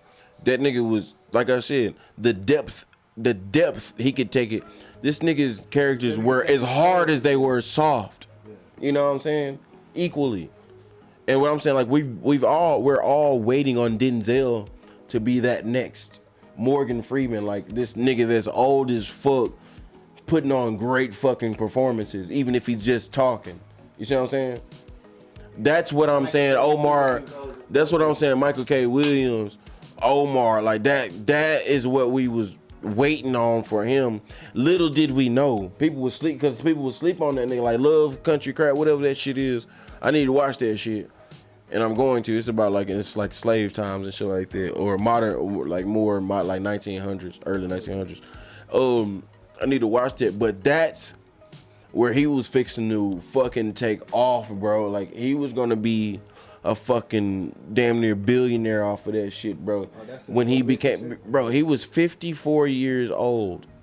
Morgan Freeman is 84 years old. He had at least another 30 years of movies to make or TV shows. And see, that's the thing that makes him even better than Morgan Freeman or Denzel. He does TV shows, bro. And then, He does TV shows, bro. Like everybody really liked him too because of the whole Omar, the whole queer gay. Yeah, he already started with Omar and all that shit, bro. Like it was already great. Like it was, dude. He was gonna be such, and that's what hurts me the most, bro. All of this, like, Omar was his first role in 2001 when that shit started, bro. What I hate is like everything kind of, damn, bro. Cause all right. So last weekend, I think it was last weekend, you was talking about that shit, like, man, like, you know, like if you know, God forbid your brother passes, like, I want to have access to his shit so I can put his shit. Yeah, bro. And that shit been doing, hitting me. Like, I don't like that nigga, bro. That nigga just said that shit to me for the first time like 2-3 days ago. Like, bro, I just been thinking, man, all this stuff in me, bro. If I ain't promised tomorrow, I'm like, nigga, I've been thinking about that every day since I was 12, nigga. Since I was 12, Miguel. I've been thinking about, bro, like, you don't understand. I'm talking about every day. That's the main thing on my mind every day since I was 12 years old, bro. 1 year into making beats. 1 year in already, because I was already, had started playing drums and was instantly like an expert at playing drums when I first started. You know what I'm saying? I was already playing like fucking trap set drums like at church when I was like 6 and 7. You know what I'm saying? Just messing around, but I had rhythm. And then when I got into band, the first level of band, like beginner's band, was just absolute savant. And, you know what I'm saying? Like, I was like, dude, I can do some. And then I understand music. I could start picking around on the piano and shit. And that's where I came from with the shit, bro. So, you know what I mean? When I started making beats, bro, I thought that shit was just the most dope shit in the world. Like, how niggas feel today, bro. Like when they, like I told you, like niggas make one good song, or they make some decent songs, better song, then they make that one that they just think is the thing. And they think this fixing to lift them off their feet and go somewhere, like, and make it. It's not, every year that goes by, it's not that time anymore. Every year that goes by, it's even less that time. Like, if it was 1995 and I made any of the songs that I made today in this era, if it was 1995, Miguel, and I was 29 years old, any of the songs that I made, I would be fucking dumb rich. You know what I'm saying? You didn't have the access to those type of beats. You didn't have the access to that type of lyrical, to that type of lyrical savviness. Like nobody had done it yet. Same thing like Michael Jordan. Michael Jordan would have been cold at doing the sham guard and these cold ass fucking movements if they had been out when he had been out. He was too busy figuring out everything else about the chess side of the game. He had every move that he needed to do whatever he wanted to you. You know what I'm saying? He didn't have to sit there and dribble and break you down and look pretty and shit like that. Like when he did the behind the back, people was like, what the fuck? Like, what do we call that? And they didn't know what to do with that shit. Bro, Jordan handles was not even, you know what I'm saying? They was average compared to today. You know what I'm saying? To with the average. Like I told you, Pistol Pete, motherfucking Maravich, we will always respect him on this channel. Yes, sir. We will always respect him on MuZi TV's channel, baby. Boy, that white man can shoot. That man handle was dumb. Like, in his steps, he know, like, when you can pick up the ball and take your 2 steps, you know what I'm saying? That nigga, do. Start hearing the Harlem Globetrotter. I'm telling you, bro, that motherfucker was pulling up from Steph Curry, right, man. Bruh. Look, bro, he finna give me all in my feelings and whatnot. But that's what we wanted from Michael K. Williams. That's what we was expecting. And he died at least 30 years too early. Because, bro, 30 years. He hadn't even been, like, box office movie like that yet because people would sleep on him, bro. You know what I'm saying? Like, and it's likely because he didn't have the fucking, you know, he didn't have the necessary, the experience. You know, like I said, most of these actors have been doing it since Juilliard, at least. You know what I mean? Since school, you know, college. But that nigga there just kind of picked it up. And he was gonna be great, man. So that's what we really lost as a people, man. He was gonna be great. He was gonna so many things. Imagine if he got with Jordan Peele on the Scary Movie, bro. Like on oh my god, dude.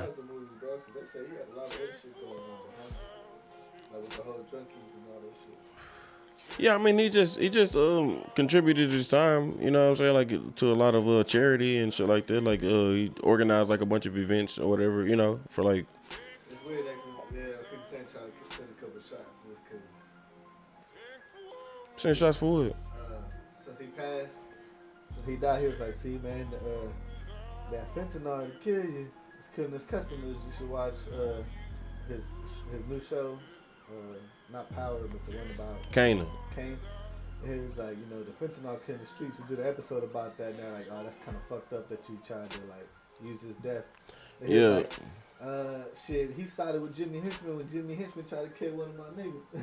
It makes it seem more, you know, like trivial that like he was just trying to party, and Michael K. Williams was not just trying to party. But I feel like even 50 Cent, I feel what he said wasn't disrespectful. He just kind of plugged his show in, which is kind of wrong. But he still said R.I.P. to that nigga. But I was like, 50 Cent then is exactly what I expect 50 Cent to do, which was fucking absolutely fucking brilliant. Yeah. He do it like nigga. I mean, you don't know this nigga like that. Like, if I had a show, I would respect this nigga as much as possible. But if there's any fucking parallels that I can draw, why the fuck would you not, nigga? You'd be an idiot not to, bro. Like, what are you talking about 50 Cent here, bro? The greatest businessman rapper of all time. I said it, bro. 50 Cent is the GOAT, bro. And he even said it 50 Cent is the fucking GOAT, bro. He said it on the breakfast. They're like, how can you get away with it? I've said that shit for a while, bro. I'm like, you can't tell me I can't say this. I'm a rapper. Eddie Murphy is the GOAT of all comedians. 50 Cent is the GOAT of all rappers.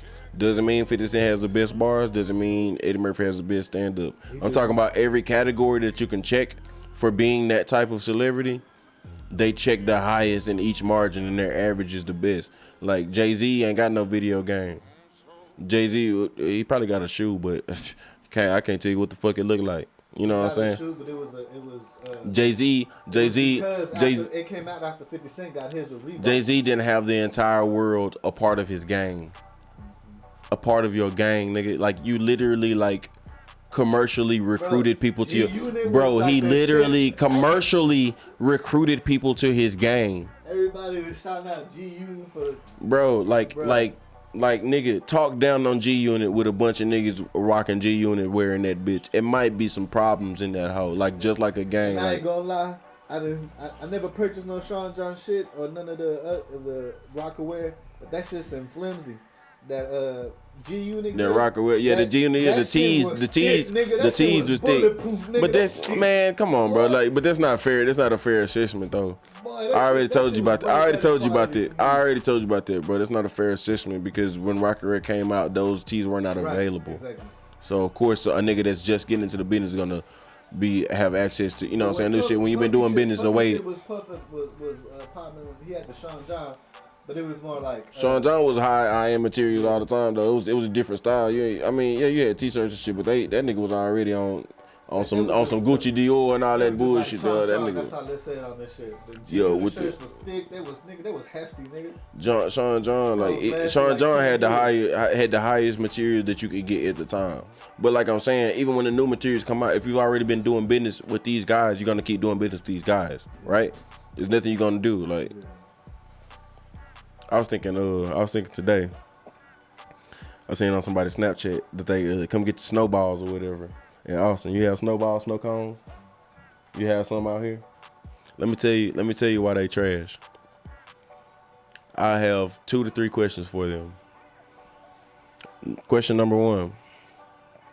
What company do you get your flavors from? They'll say, this company, such and such. And I'll pause and I'll wait. Oh, that's it. You get all your flavors from that. Okay, well, wrong answer. Question number 2. Do you know what Eagle brand is? Do you know what condensed sweetened milk is? Is there any of that in the building or on the menu? No. Are your sour flavors good? Do you have any sour flavors? Okay, well, let me tell you why your snowball shop sucks. Number 1, where I come from, we got the very best fucking snow cones, snowballs, whatever you want to call. I like snowball. I don't like snow cone because they not coming in the cone. They coming.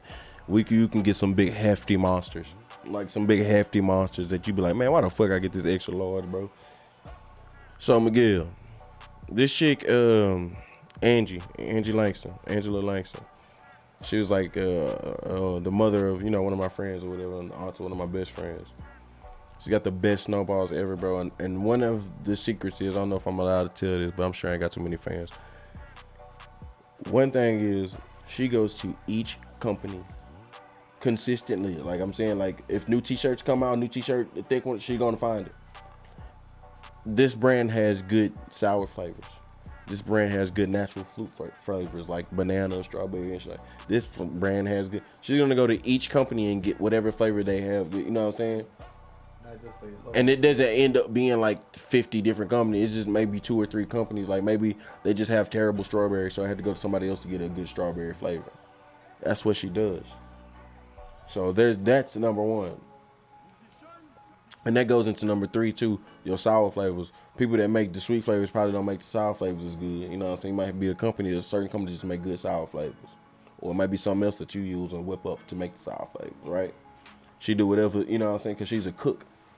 Imagine a cook doing something as light as making snowballs. In this scenario, not like the soccer player being the kicker, or not like the MMA player being a boxer. In this scenario, a cook handling something as light as the flavor of a snowball is OP, overpowered, bro. I'm telling you, she does wonders, bro. Let me tell you the last part. The Eagle brand, that condensed sweetened milk for like strawberry shortcakes and like the really sweet, soft flavors. It's sweetened milk, bro. It looks like fucking like this white, like fucking, not the whipped cream, not the Cool Whip. You can get that too if you want. But she layers this shit in there, and it's like a sweet, slimy, like fucking sugar. It's. Oh yes, good. Condensed milk is kind of like, I know they use it a lot in Mexican custard. Yeah, I'm sure you'll be familiar. Yeah, so she puts this in the snowballs, bro. If you ain't got that in your snowball shop, you suck. You trash. So I need to top all of that shit with some Cool Whip. So, but she layers without you asking, she'll layer that bitch. You know what I'm saying? Regularly, depending on which one you get. We got a nice snow cone shop here, but it ain't got nothing like. Did you answer all these 3 questions properly? Not the condensed ones, but everything else is pretty good. You tested every flavor, and every fucking flavor is just as dynamite as the next. That bitch has been around forever because. It can be around, bro. What she's done, I've never heard of. You know what I'm saying? Once you be in bed, just like I explained, fuck the condensed milk. I'm talking about the concept. I'm talking about the concept of being in bed with multiple fucking providers just to get a certain flavor. I've never heard of it before. This company, it's from Austin. Like it's like a home mom and pop shop. They make their own flavors. They don't really. Okay, you can get somewhere doing that, but again, a chef's palate is different. A cook's palate is different. Like if you don't do music and you just a fucking listener, you can't tell me what song will be good for everybody. What song people, you know what I'm saying? I can tell you what song is a good song whether I like it or not. Yeah. Only a customer will be able to tell you what song is good because they're only gonna tell you what they like and what they don't like. You see what I'm saying? A cook, not that those people aren't cooks or anything, but I'm telling you, like I've heard her philosophy on this shit. And if this one flavor and like I trust her palate enough to be like this is good enough for no, this tastes a little bit artificial. I don't like it. You know what I'm saying? Or this tastes a little bit too real and there's not enough flavor to it. You see what I'm saying? Like she knows exactly what she's looking for. Cause like she ain't shy about putting extra calories on there to make it taste good. You know what I'm saying? And like this snow shop or snow cone spot, it's only open during the summer. So they're only open seasonal. But well, yeah, niggas, the snow cones. That's how it's fucking done, nigga. All right, man, we out for real this time, bro. I'm out. Well, nigga, you ain't got a podcast, bitch. Where your podcast at? Oh, that's right, bitch.